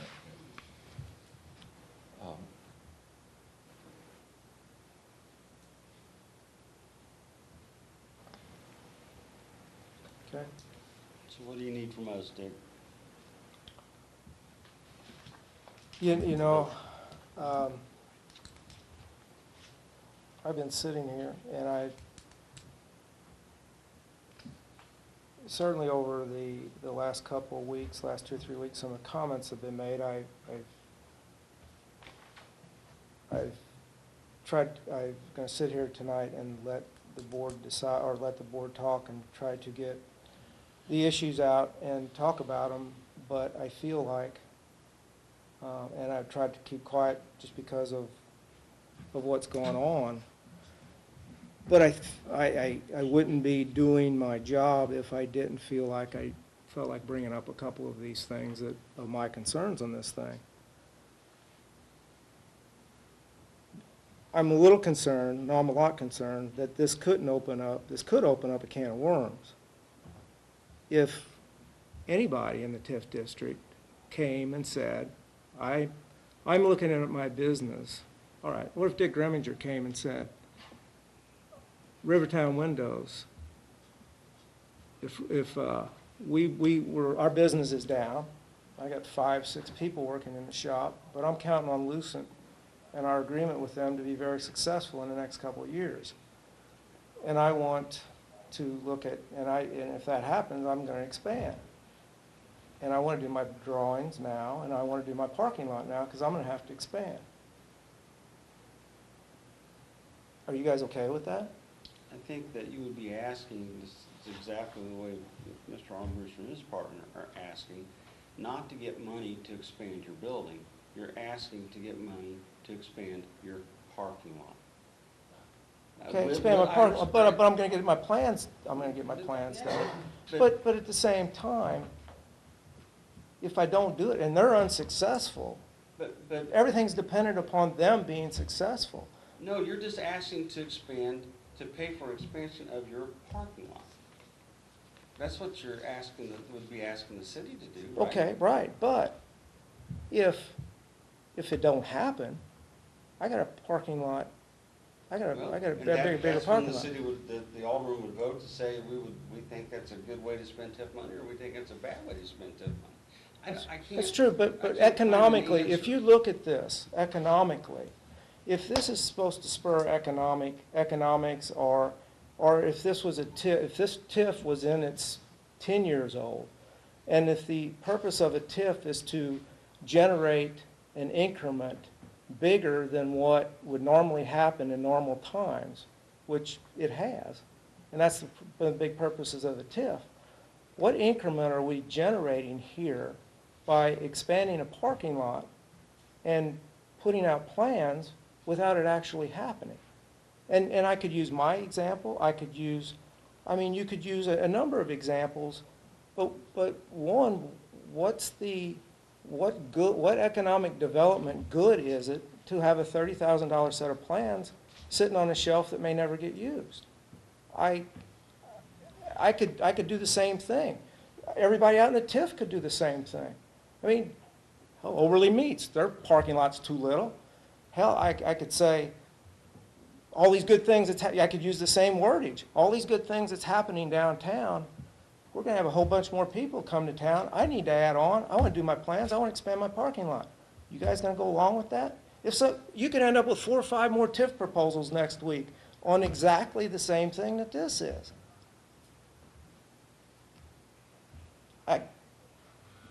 On one side, we got,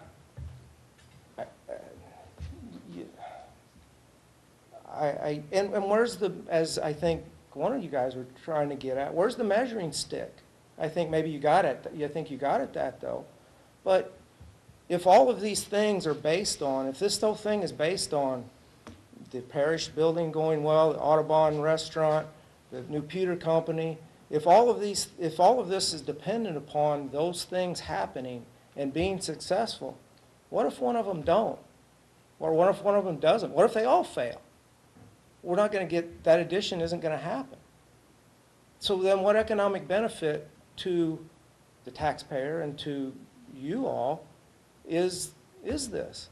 I'm sorry, but I gotta go back to John's statement, is right now, you're the only one, the city's the only one taking the risk here, in my opinion. On the other side, you got this other TIF proposal. Well, this guy's investing money, he's investing time, he's investing everything, and taking a risk. We're the only ones taking the risk. Because if the economy doesn't go well and things don't happen and it's not economically feasible for this to happen, it's not going to happen. But I agree with you. And believe me, and I've supported this project all along. Him and I have talked months about this project, and I've supported it all along. I did mention certainly in a conversation that I thought the board would have a problem with this part of it. Some of you do, some of you don't. But I've lost a lot of sleep and thought an awful lot about this over the last couple of weeks. And I don't have any problem with them spending the money now. But I think somebody ought to say, all right, give it some time. Give these things a chance to happen and to work and to be successful. But in some period of time, whether it's whatever time frame that is, you got to build this thing. But again, you could have the new owners of Saberliner walk in tomorrow and say, hey, if our business gets better, we're going to add 25 jobs. So where do you turn, what calendar day do you decide is we'll consider nothing past this date to spend TIF money on? How do you? Well, I'm saying spend it tomorrow. But if it don't happen, if this don't happen, give it a period of time. Somebody's got to pay it back. Who's got to pay what back? If he wants to go out and spend the $165,000, go out and spend it. But if you don't build this within 2 years, 3 years, whatever time frame you get, you got to give the TIF money back. No, I just think there's two separate things going on here. The request is for engineering work on the building expansion and for the parking lot expansion. There's no request for money for vertical structure for the new building, and I think that, I just think we've talked this, I don't know how anybody can have any further questions, except maybe Teddy, who wasn't available, but I think we need to prepare an ordinance and vote on it. But see, Tom, it's all site preparation. This is exactly right. Right. It's not just expanding a parking lot, it's site preparation. That's exactly what the request is for. To build something. Yes. But if you don't build it, why do you need a bigger parking lot? I think that I just have a very different outlook that if I'm pretty confident that any business person, their first responsibility is to themselves to make a profit for themselves or whoever owns their business. And the minute that it made economic sense to do an expansion, I think that any reasonable, rational business person would embark on the expansion. And if the parking lot project is completed, if the first phase is completed, that allows more money to be spent in other ways by that developer or for that business person. I agree with Mayor. I'm glad I'm not the only one that had sleepless nights over this and amongst other things because, and I wasn't going to put it out there, but everybody's a fool for not coming next week and start expanding their business or getting a site prepared. We're opening up a can of worms. I wasn't going to put it on the air. It's out there. They're a fool if they don't. In the TIF district. Another strong statement on people fools. Well, it's just, the money's out there for them. Why don't they go after it then? And get their job, they've never thought about it. Why don't they why don't they submit a proposal for the Board of Aldermen to take under discussion and make a determination on it? Why wouldn't they? Because nobody knows they're entitled to it till now. When it came out in the paper Because I asked last and week. I think people started waking up to the fact How we're many starting to people move. are we talking? How many business owners? I'm just saying, people are reading it I've now. owned businesses, and I knew exactly what was going on in my neighborhood because it was important to me to know that. Well, this is Well, totally I don't think different. they knew that we were starting to act on anything yet. And now we are. Well, You know, we've talked Teddy, about what it do you for a want to long do? What do time you want now to do with the tonight? city. What do you want to do tonight? Do you want to have, instruct Martin to draft an ordinance to approve all of either one of these, none of either, or not to? We're talking about to this do one. it? We're talking about this one. Yes. To approve all of it, not to draft an ordinance at all, or to draft an ordinance approving a portion of it. How do we end this conversation now? So we don't have to take it back up Just a guarantee, a next week. commitment. Well, Why not? We're not gonna get I one. mean, you don't have time to discuss this again, or what? How many more, I mean, what Rick's got some questions aren't valid, answered? What questions aren't you know, answered? he's asking about like the overlay and everything. There are valid things on here, like, Well, but do we that's- give them the full amount? It's like Yeah, tonight. that's what we have to decide, that's what we should consider deciding I don't know tonight. how much to take off. Ron can have something within a week saying. You know, I what don't the know how overlay's much gonna to take cost. off Okay. if that is an issue, or something else, or the contingency. I'm kinda Teddy, Uh, you're, I'm kinda I like mean, Tom, I we don't could know. beat this to death for Well, another. I think I we're being agree. The only thing I like is definitely- a commitment. That's all I I'm not gonna get that. we're not getting that. So we're So gonna have. what is our So role what- this what's the evening to next do? procedure? Next Are we procedure, gonna we vote commit on to it. I was everybody? told vote on if it. we Then if you approve vote this, against it it, then goes you just vote like against this, it. and Okay. attachment. Wait a minute, That's what it one amounts to. conversation at a time. Well, I was told that if we approve this, this goes on the ordinance as an attachment. So everything on here is part of So, that. so Ted, what are you comfortable doing tonight? Do you want to say I'm not back to, comfortable. well, I understand that, I get that you're not. Do you want to go back to Mr. Armbruster's partner and say that, these are the particular items that we have issues with? And we don't feel comfortable even drafting an ordinance as long as those items are on there? Or do you want to say, you know what, there's a difference of opinion on the board, no matter how we rearrange these numbers, some people are going to vote yes, some people are going to vote no. So just do it like it is, or do you want to give Mr. Armbruster an opportunity to, after what he's heard tonight, reevaluate what he wants to put in his proposal? And he may say it's all or nothing, or he may say that it's not. Well, I think it's, I guess, What since are that we issue looking has at been that? brought up, was if you all decide that you don't want to do the overlay part, then say that number has got to come out, and you go from there. If the majority of you want to do that, if the majority of you are saying it's okay the way it is, that's fine too. If the majority of Hey, you Rick. don't like the proposal at all. I need to get the screen on there, I need to call home for a minute. Okay, can't do that. Thank you. So, what's the consensus of the board? You want to, it sounds to Well, we me, got- just sitting here, that you want the overlay to come out of it? Well, we got Oh, three wait a minute. issues here, Mayor. The one is the overlay, one is the contingency, and one is when are they gonna commit to building? We got three issues.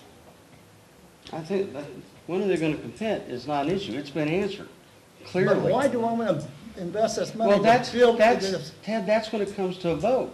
What we're determining now is, what do we want to vote on? The issue of, is there a guarantee on a building date, that, I think Mr. Armbruster made it very clear, no, there's not. So that's not an issue on what our current discussion should be about. Well, I don't like to give away city money to something and I get no return back on what's I gonna be I done. understand your position. What do you want to do now? I'd like to hear the I don't know, I attorney's mean, thoughts on none of that. my questions have really been answered. None of the questions have been This answered. guy's sitting right there. Well, he said he didn't know how much it was for an overlay. So Is then, that an gonna answer? find out. Okay, let's, I mean, that let's, is gonna let's find go this, if he comes back and, take, well, all right, let me just ask, do you want to take the overlay out? If that makes it go. Wait a minute, first of all, how many you want to leave it the way it is? The way it was presented, how many you want to leave it that I'm way? absolutely okay with the way it's presented. Me too. Yeah, if the direction of the board is to take the overlay out and grant approval, I'm in favor of that as well. So it doesn't matter. I think that we should leave the overlay in, but that's one opinion. There's 8 people, so are you going to poll the board? Mhm. Okay. So right now, I got 2 of you that are okay, just the way it is. Can I ask one quick question? What happens if we go through with this and then it doesn't, does he pay back that TIF money? Unless you put something in. You're only reimbursed as you spend it. So, Donnie, what are you asking, if what doesn't go through? What you said about if we do this, we pay for the reimbursement, but then he doesn't complete the project within, what'd you say, 5 or so years? I understand what the project is. The project's not building a building. The money that is being requested is for the site development. That's it. That's what the project is. It's for site development and plans. It has nothing to do with building the building. And which, again, I have no problem with that. I have a problem with the parking. You missed a question. Okay, I'm sorry. Okay. Sorry. First I ask is, how many of you are okay with the plan just the way it's submitted? And right now I got 2 of them. Then, all right, how many of you want to accept the plan with the exception of not the overlay? I'd be happy with that. Well, part of it.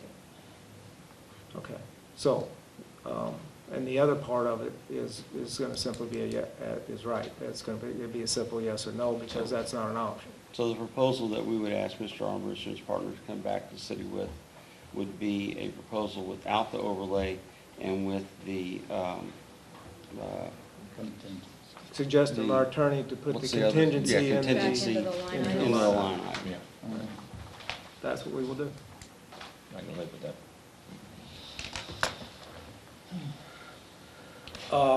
So, somebody want to make that motion or do we just need to direct him to do it? So I guess the city attorney can't make no comment on a commitment. Well, that's up to you guys. What comment do you need? Because that's not, and it doesn't have anything to do with the Legal opinion? proposal. That doesn't have anything to do with of what's being proposed. Tom, I just can't separate it. I can't. I'm not asking Teddy. I understand your position, but we're trying to accomplish a specific Build task. something, Teddy, and then we don't know we're gonna build it. we're trying to accomplish a task tonight of what kind of proposal do we want to vote on? I know, but it's all still site preparation. Yeah. Regardless of how you. If you want to vote no, but we need to move this item through. Yeah, that's when your vote will happen, when it gets to it and you're not happy with it, vote no. So, Ron, will you submit us a new schedule with the overlay out of it and the contingency built into the prices? Sure. Thank you. And when do you want this done, or? As soon as possible. We would, well, we're going to act on it in the next meeting, within the next couple weeks, or, well, a week possibly. You know, if we could in a week. Yeah. To have a look at it. Okay. Resolution 2014-34, resolution approving a letter of agreement. We never really did vote on that, but I don't know, do we really need to? Basically, you're instructing staff to prepare an ordinance approving an amended agreement if you receive that proposal from Old Town. So we don't have to vote on that? No, you don't vote on anything tonight. You're basically getting it ready to vote on. Okay. So, do you need a motion to do that then? no, on the first one? No, I need a motion to get him to do that. It's on the agenda. Do we have to respond to it because it's on the agenda? No. Okay. What you've got is, it sounds like you have a consensus that if such an agreement is attached to an ordinance, it will receive a first and a second, so that you can vote on it. Okay. That's the way every ordinance comes before you. Okay, any questions then on the Eric Scott proposal?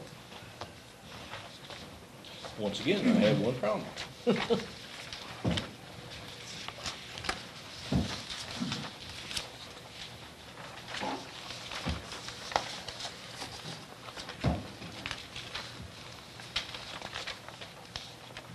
Well, I apologize again that I didn't have a chance to really look at this.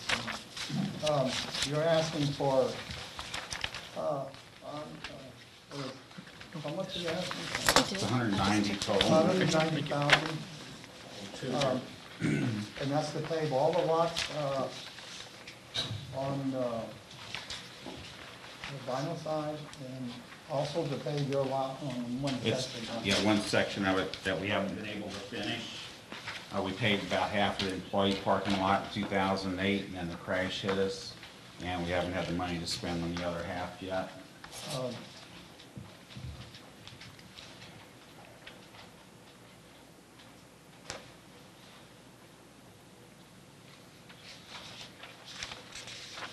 So you're asking for the money to pay these lots, which will lease up money that you can spend on buying the building and buying equipment?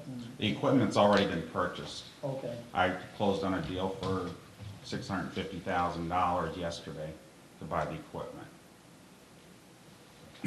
I wrote a check last week for the down payment on the equipment and 2 months rental on the big building, which I'm trying to buy.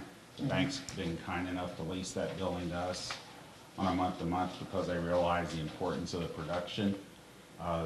One of the 2 check printers in this country is running very close on inventory that only National Vinyl produced. And they've been a customer of ours for about 25 years also. And they're the reason we're even getting in this.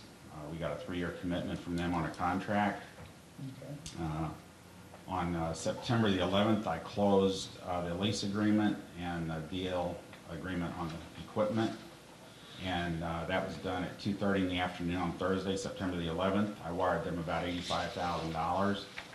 Friday morning at 6 o'clock, we had employees in the National Vinyl Building. As of today, we've got 19 people called back already working. There's 3 more coming back Monday. And we expect to have 25 by the end of October.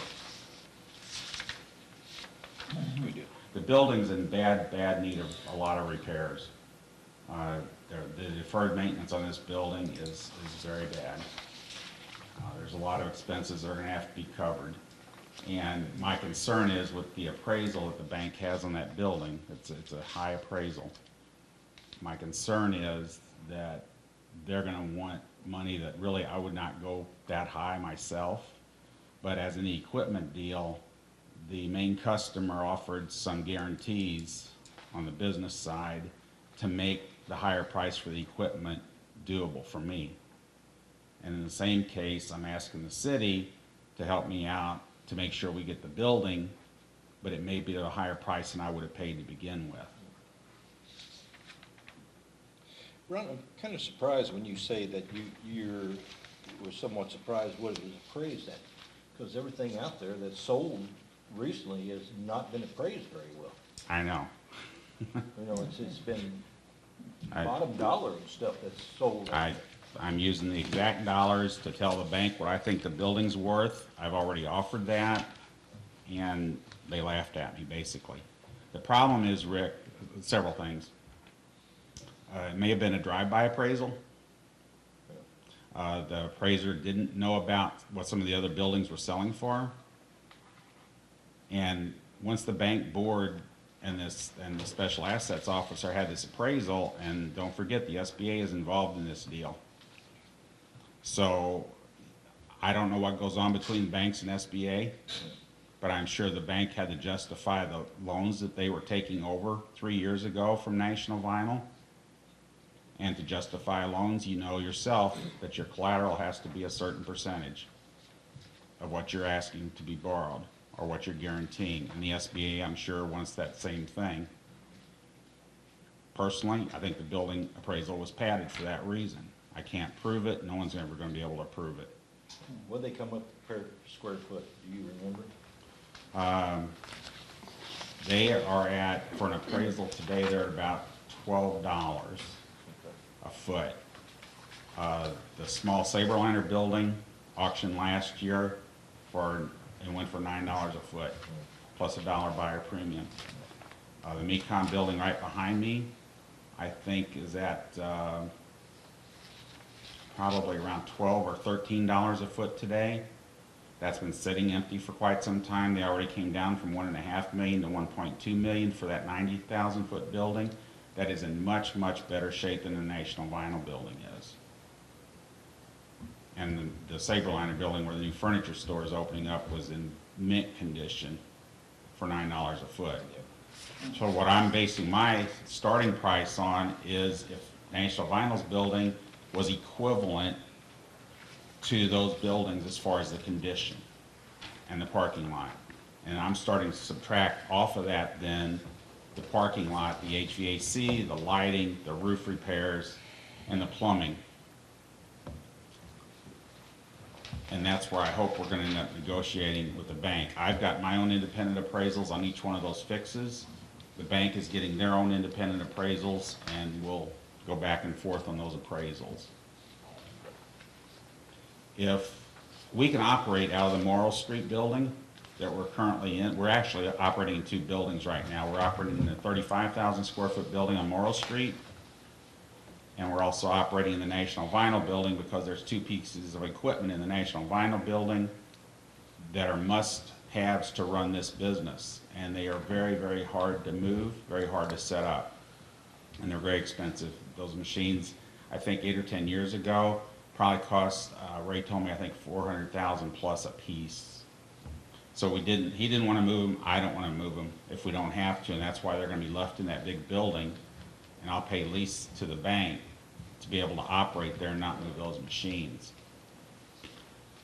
So if we don't get the building, I can move those two machines to the 35,000 square foot building.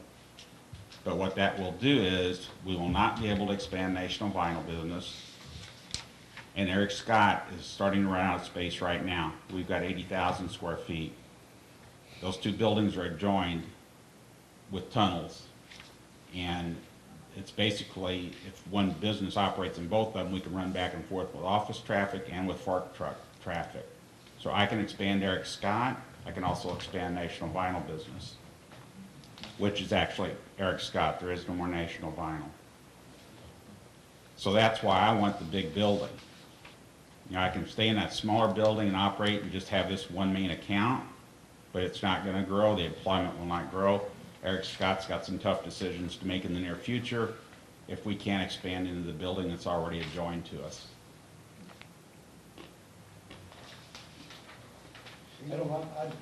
As far as working on the parking lots there at National Vinyl and everything for $126,000, I see that. I've driven by there, looked at it, and it definitely needs some work. Now, doing your parking lot on your side for $64,000, is that part like you're figuring like you're going to spend that money and that you need that money to invest into National Vinyl, or because that's the only question I have is the money that's being spent. That parking lot on Eric Scott's side is deferred maintenance, period. And it is money that I would have to spend eventually. Would I spend it this year? Maybe not. But the longer that parking lot goes with not being repaired, the more expensive it's going to get to fix down the road. We've already spent $12,000 or $14,000 on a sinkhole at one end of that parking lot several years ago. As the parking lot gets worse and worse and the cracks open up worse and worse, and we're spending $3,000 or $4,000 a year just filling the cracks.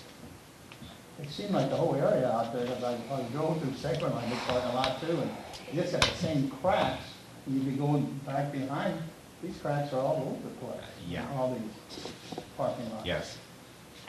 So They are. we got enough money to do everybody. But Hey, Ron. Well, I would say this, if everybody wants to add 25 jobs in a matter of 6 weeks, I would suggest you support their efforts. Yeah, I agree. I don't have any problem with that. The only problem I have with, once again, is the parking lot, the existing parking lot. I have problems with that. But that's me. So what do you need? What are you looking for here on this? Same direction. I make a motion to, May I say something before you make a motion? please, go ahead. Would this be a deal breaker if you took the $64,000 out for your existing parking lot right now? A deal breaker for, I mean, would you be happy if we didn't approve the 64,000? I know you'd like to have it for your parking lot, but would you be happy with the 123,000? would you be happy if I lost that building because of $50,000? Well, no, I'm not Okay. saying that, but. No, I'm just asking, Rick, you're asking me on a hypothetical. I'm asking you. You had the same question the other night, and he said something to fix that for you. What Well, was? that's exactly, I originally had concerns about the repairs, the overlay on the Eric Scott side of the facility. And then again, taking a higher altitude view, that's $60,000 that if Mr. Coleman doesn't have to spend on the parking lot there, as he is just bringing back to life a business that went away and jobs that went away. I would rather have him be able to spend that $60,000 in that pursuit than even, I just think that's what TIF's all about. So for me, that I got happy with that as I thought about it during the last time we had this presentation, that it made just perfect sense to me to keep the money in the pocket of the developer or the investor as they move forward with generating sales tax in one case, property taxes, and jobs and property taxes in this case. And I agree with that because, that's the reason I asked the question, because if we can do this, that opens up money, he's creating jobs, exactly what you said. Ron, you wouldn't have any problem with, because it's been asked, it's almost a common sense thing, I think, but you'd have no problem with having a contingency in there that if you didn't get the building, you're not going to do the parking lot. Oh, no. Right. No, absolutely not. I mean, it's just been No. a discussion I've heard. But. No, Okay. absolutely not. Right. Okay. I would like to make a motion to develop an ordinance with the proposal as written attached. Second. No, just talk about a contingency, you want to add that to it? Just with the that contingency. fact, if you don't get the building. Yeah, I guess that if you don't get the building, you won't do that, so you don't have to get reimbursed for it. It made common sense to me that doesn't even have to be in there, but if it makes everyone happy, I'm happy with that. Okay. And I'll second it. Well, I can get the majority of the board that's what we want the contract to look like. I think we're all comfortable I'm with happy that. with that. Mhm. Thank you. Thank you. Old business, bill number 3991, second reading. An ordinance adding section 230.035 recreational fires to the St. Genevieve Code of Ordinance, chapter 230 solid waste. Move to approve. Second. Last meeting and meeting before that, Alderman Prince asked about the comments from the fire chief, so I sent an email and received a response which is attached. Where's the attachment? I don't have it attached. It's not the attachment, it's just that, The email. it's just his comment. Which is comment. It didn't staple to it.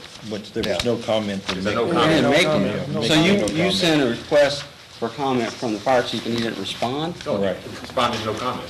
Oh, okay, I got you. Oh, way up there. Oh, okay. That was his comment. Oh.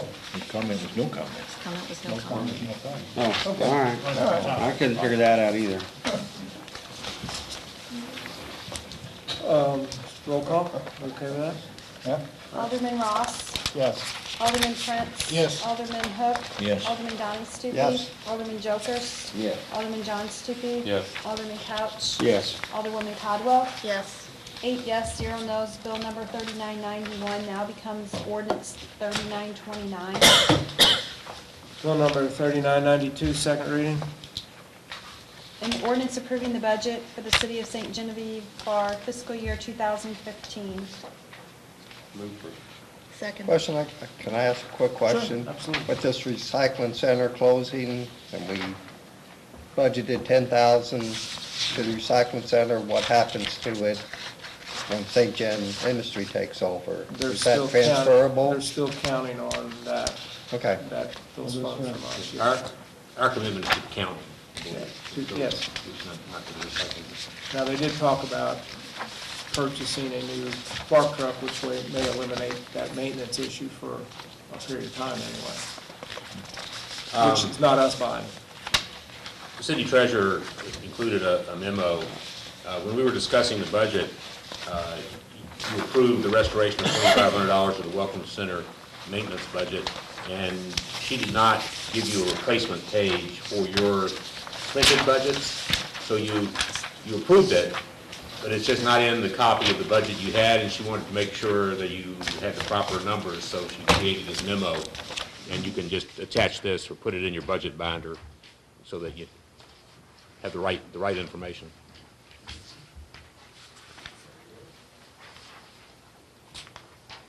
Roll call? Alderwoman Codwell? Yes. Alderman Couch? Yes. Alderman John Stupi? Yes. Alderman Jokers? Alderman Donnie Stupi? Yes. Alderman Hook? Yes. Alderman Prince? Yes. Alderman Ross? Yes. 8 yes, 0 no's. Bill number 3992 now becomes ordinance 3930. New business, bill number 3993, first reading. An ordinance of the City of St. Genevieve, Missouri, authorizing Fifth Street to become one-way from Market Street to Washington Street northbound. Good evening. Eric is here. He didn't have complete information the last time from all the residents, and I think he's managed to, because since you, in the last meeting, if you remember, we decided to extend it all the way up to Washington. So he give you the results of what he found out. I have talked to all of the residents that I could get a hold of. I've got a message into one, and I've not had any contact with another. So with the exception of 2 of the residents between that strip, the majority of them are in favor.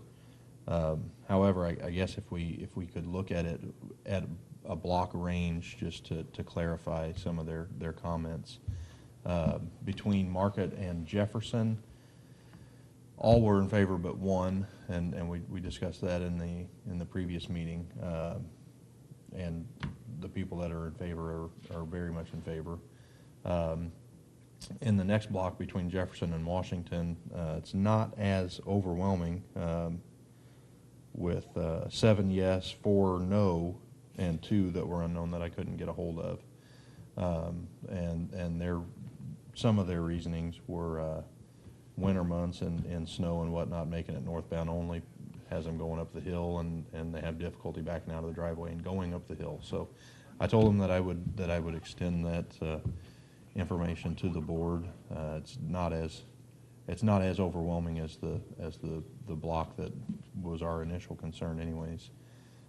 So I just wanted to make that known. So overall, we're at 14 that are in favor, 5 that are not in favor, and then the 2 that I have not been able to contact for the entire stretch of the proposal. So the ordinance is written for both blocks. Like I said, the second block between Jefferson and Washington was actually proposed by the board at the last work session. So just wanted to throw that out there and see what you guys are prepared to do. Like I said, I believe the ordinance is prepared for both blocks. So the ones we're concerned about the bad weather as far as getting up that grade. One of them was. One was pretty short and didn't provide a whole lot of information. One of the couples was somewhat indifferent, other than that now the trash truck goes up and then comes back down the street, and they were concerned about how they would move their trash out. And then some just didn't like the idea of the one-way street, since it only affects them really before and after school.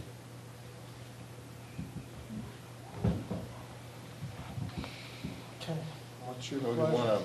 do we want to revisit that, I guess, as far as that other block? Yeah, but that was brought up at the meeting, and we thought it would make it simpler if we went that way, but some of the residents don't want it. There's going to be a parking issue too, I think. Just watching it, Right, and that's probably something that we need to address. I believe everybody there has off-street parking. Some of it is not, Not everyone. is not great. Not everybody, I guess. Well, who doesn't there? I mean, some have the access off of the alley between Fifth and Sixth. The one around the corner doesn't. Shaver? Yeah. Well, her parking is on Washington Street. Well, It's not Washington great. North. Yeah, it's not great. Yeah. The two ladies that live on Fifth Street, I don't think down from, I don't know their name, it's Patty somebody, they don't have off-street parking. Okay. And, I was just trying to remember off the top of my head which ones are there. Some of them are kind of detached from the house quite a ways, but. yeah, on the corner. Yeah, down in the corner. Halfway up the block. So, can we go back to the original, market to merchant? That was our main concern. Market to Jefferson. Jefferson, yeah, market. That makes no sense to me. I'd rather have just 2 blocks and get it done, instead of having one block and one way, and no, just go with both blocks that way. That's what I would do. Seems to me it And wouldn't again, I mean, the flow if majority it's of Market to the- Jefferson. No, it's not gonna work. The majority of the residents were in favor. It Yeah. just was Yeah, not I as think that's overwhelming fine. a majority as Go with as that. the other block. Go with that. Well, the only other option on the other block would be, if we're not gonna make it one way, to eliminate parking on one side. One side of the street. They're gonna be in less favor of that than they are making it one way. If it's one way, they can still park on both sides of the street, correct? Mhm. Just they'll all be facing the Well, same. there's not a lot of room either. No. I mean, even for large vehicles to get down through Right. there. That's what I'm saying, there's gonna be some issues with parking we'll have to address possibly Mhm. if it passes. Well, this certainly isn't something that you can't go back and fix if you try to figure out it's a problem. Yeah. And it's not forever either. If it doesn't work, we That's can what I always mean. take it back. Yeah, that's exactly what I mean. Yeah. Okay, move to approve. Yeah, Thank you. Go with that. All in favor, first reading? Aye. Opposed? Okay. Any public comments?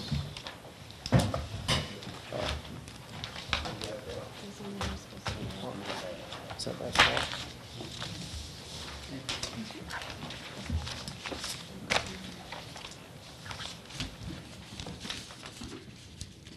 Mayor, City Administrator, members of the board, listening audience, my name is Carl Weiner. I live at 1158 Valley Spring Trail, and I'm having a hard time speaking. I'm not here to stir up any trouble because I didn't bring my stirring stick with me.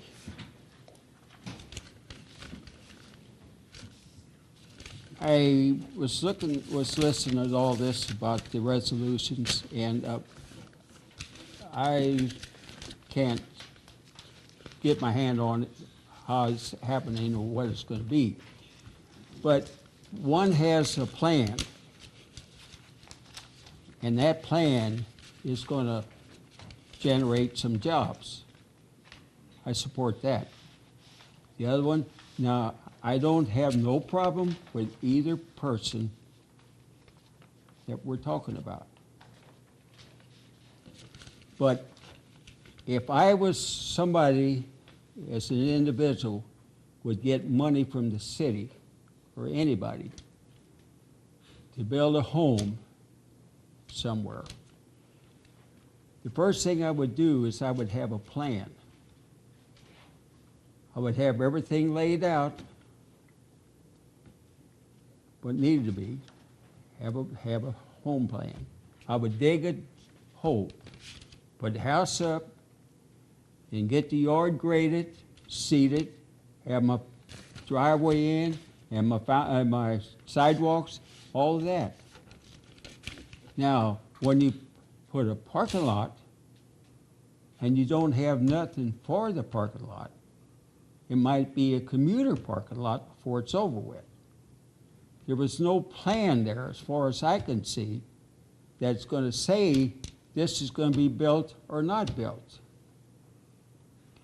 I'll get off of that issue. I think you all got the general idea of what I'm trying to say, I hope. But at the last committee meeting I was here last week, you had a sheet.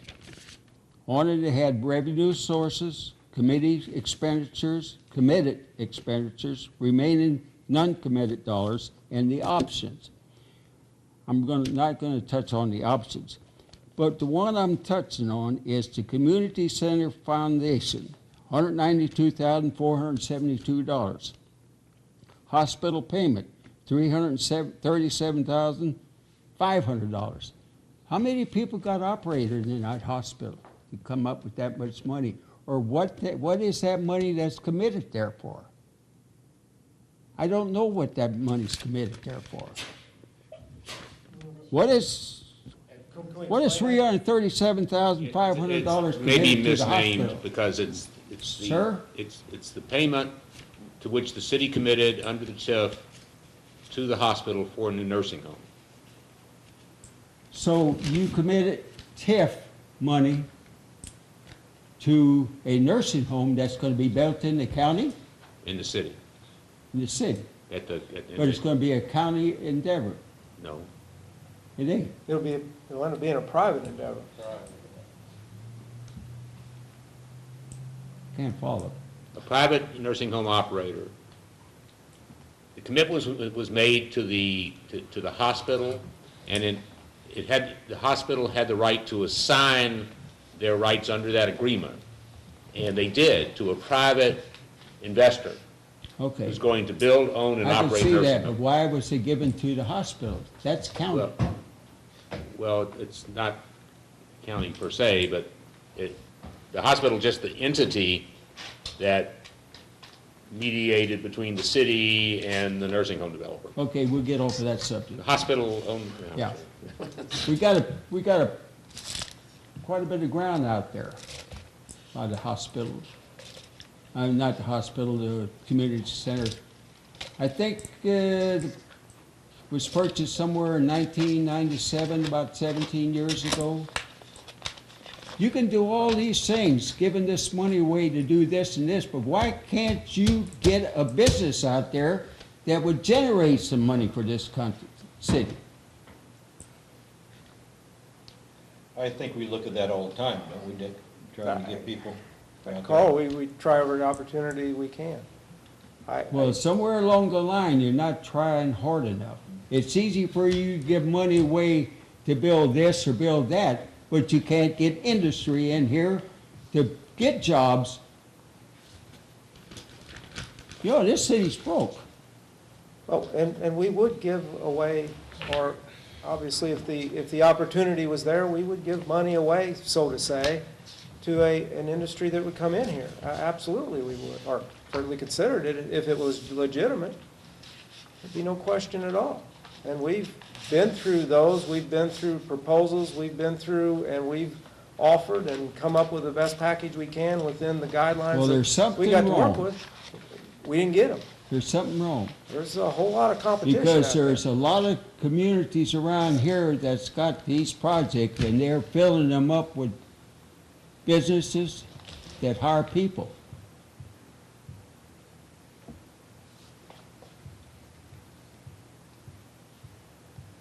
I thank you. Thank you. Thank you, Carl.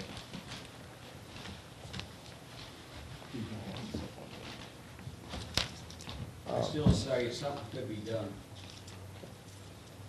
done. Anybody else? Mark? You want to address the board?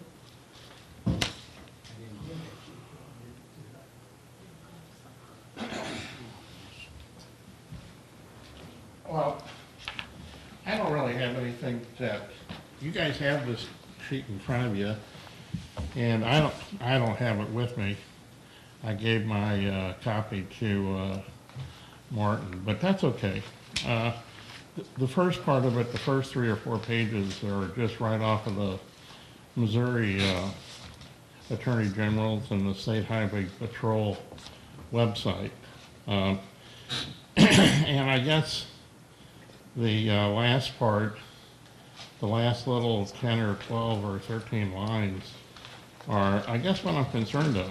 And I say I have almost run over a couple little girls when I was pulling out of the subdivision, and I know they had no idea how to drive a motor scooter. I mean, they were little pigtails and no helmet, no nothing.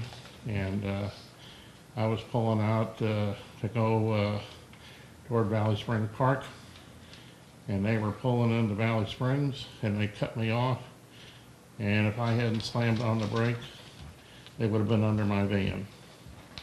And I know they had no idea any of those things that are on that list. None. And I know for a fact, I know that you can't go up our hill in a 50cc motor scooter at 50 miles an hour. Not Ted, not anybody. You can't do it. Now, I don't know how, I know how they're doing it, but I know they're not 50cc. That's what's licensed for no helmet, and that's what 12, 13, 14, 15-year-old kids are buying. But that's not legal, okay? I know that. Ted, you know that. Oh, come on. But I don't know any 12 or 13, oh, okay. 14-year-old kids riding scooters. Eric, Chief Bennett, you have to be 16 years old to ride a scooter, don't you? You have to be 16 and have a license. Okay. All right. I'm talking about the children without license in our neighborhood, okay? And there's even one child in our neighborhood that has a, like a skateboard that has a motor on it that probably goes, he probably goes up the street about 25, 30 miles an hour on it. He lives across the street from you. And I know that there's just no way. And I guess what I'm saying is somehow, I just, for the protection of the children, I know that there's a lot of adults in St. Genevieve City that have been injured in accidents. And that's their own fault. If they're not wearing helmets or they're foolish to ride a motor scooter like that. But I just think they ought to be, if I'd run over those two little girls, and I know who they are, I don't want to pay for the rest of my life on the rest of their life. Okay, and I just think that something ought to be done either to help identify their vehicle, and I know it's not a vehicle, but it should be, and I think they should have some kind of license and some kind of instruction. And if you just read those last comments, I can see, and I know, and one of my ex-police buddies kind of helped me put that list together. And it's based on fact, those comments. So, I mean, it's just not me, and it's based on some of my friends asking me to do this. It's just, and I kind of think they're neat. I even thought about purchasing one, but there's no way, no way. I'll answer any questions you got. Go ahead. What's your address, or where do you live? I live on 1205 Hollow Oak Court. So you're at Valley Springs? I live off of Valley Springs, yeah. If it was up to me, I would say. Pardon me? Said it was up to me, I think they all need to have helmets. I just think that's silly to ride without a helmet, but we can't enforce that. I don't know. Well, I think you can within the city if that's what you want. Can we, Eric? Yeah, that was actually part of the ordinance that Mr. or Alderman Ross was proposing, and that was one that I was certainly in favor of, and I think we talked about maybe segregating that into different sections and the scooter specifically. Under 18 ought to wear a helmet? I don't think under 18, you just ought to wear a helmet, period. Everybody. Look at that big noggin. I don't disagree with that at all. I know that in our neighborhood going up the hill toward Ted's house, it's a 25-mile-an-hour speed limit. And I'll bet you that if you counted 40 cars go up there, maybe 10 are doing 25. And I've got some very, very frustrated children, parents down where I live with little children that are very mad about all that. And it's not necessarily the motor scooters, it's the whole thing of speed. But I know that there's enough motorcycles and motor scooters that go up and down that hill that shouldn't be going that fast. Plus cars. You know, Mark, I had a chance to look this over. You put together a paper with a lot of stats on accidents, and you grouped motorcycles, non-motorized scooters, and I guess those are the one-wheelers that kids go around on, they stand up on. I'm not sure what a non-motorized scooter is. There's a motor scooter kind of thing. It's like a skateboard with a motor on it. But it doesn't have a motor. Yeah, Oh, they do okay. have, they use them at stock car races and drag races to get Okay. around.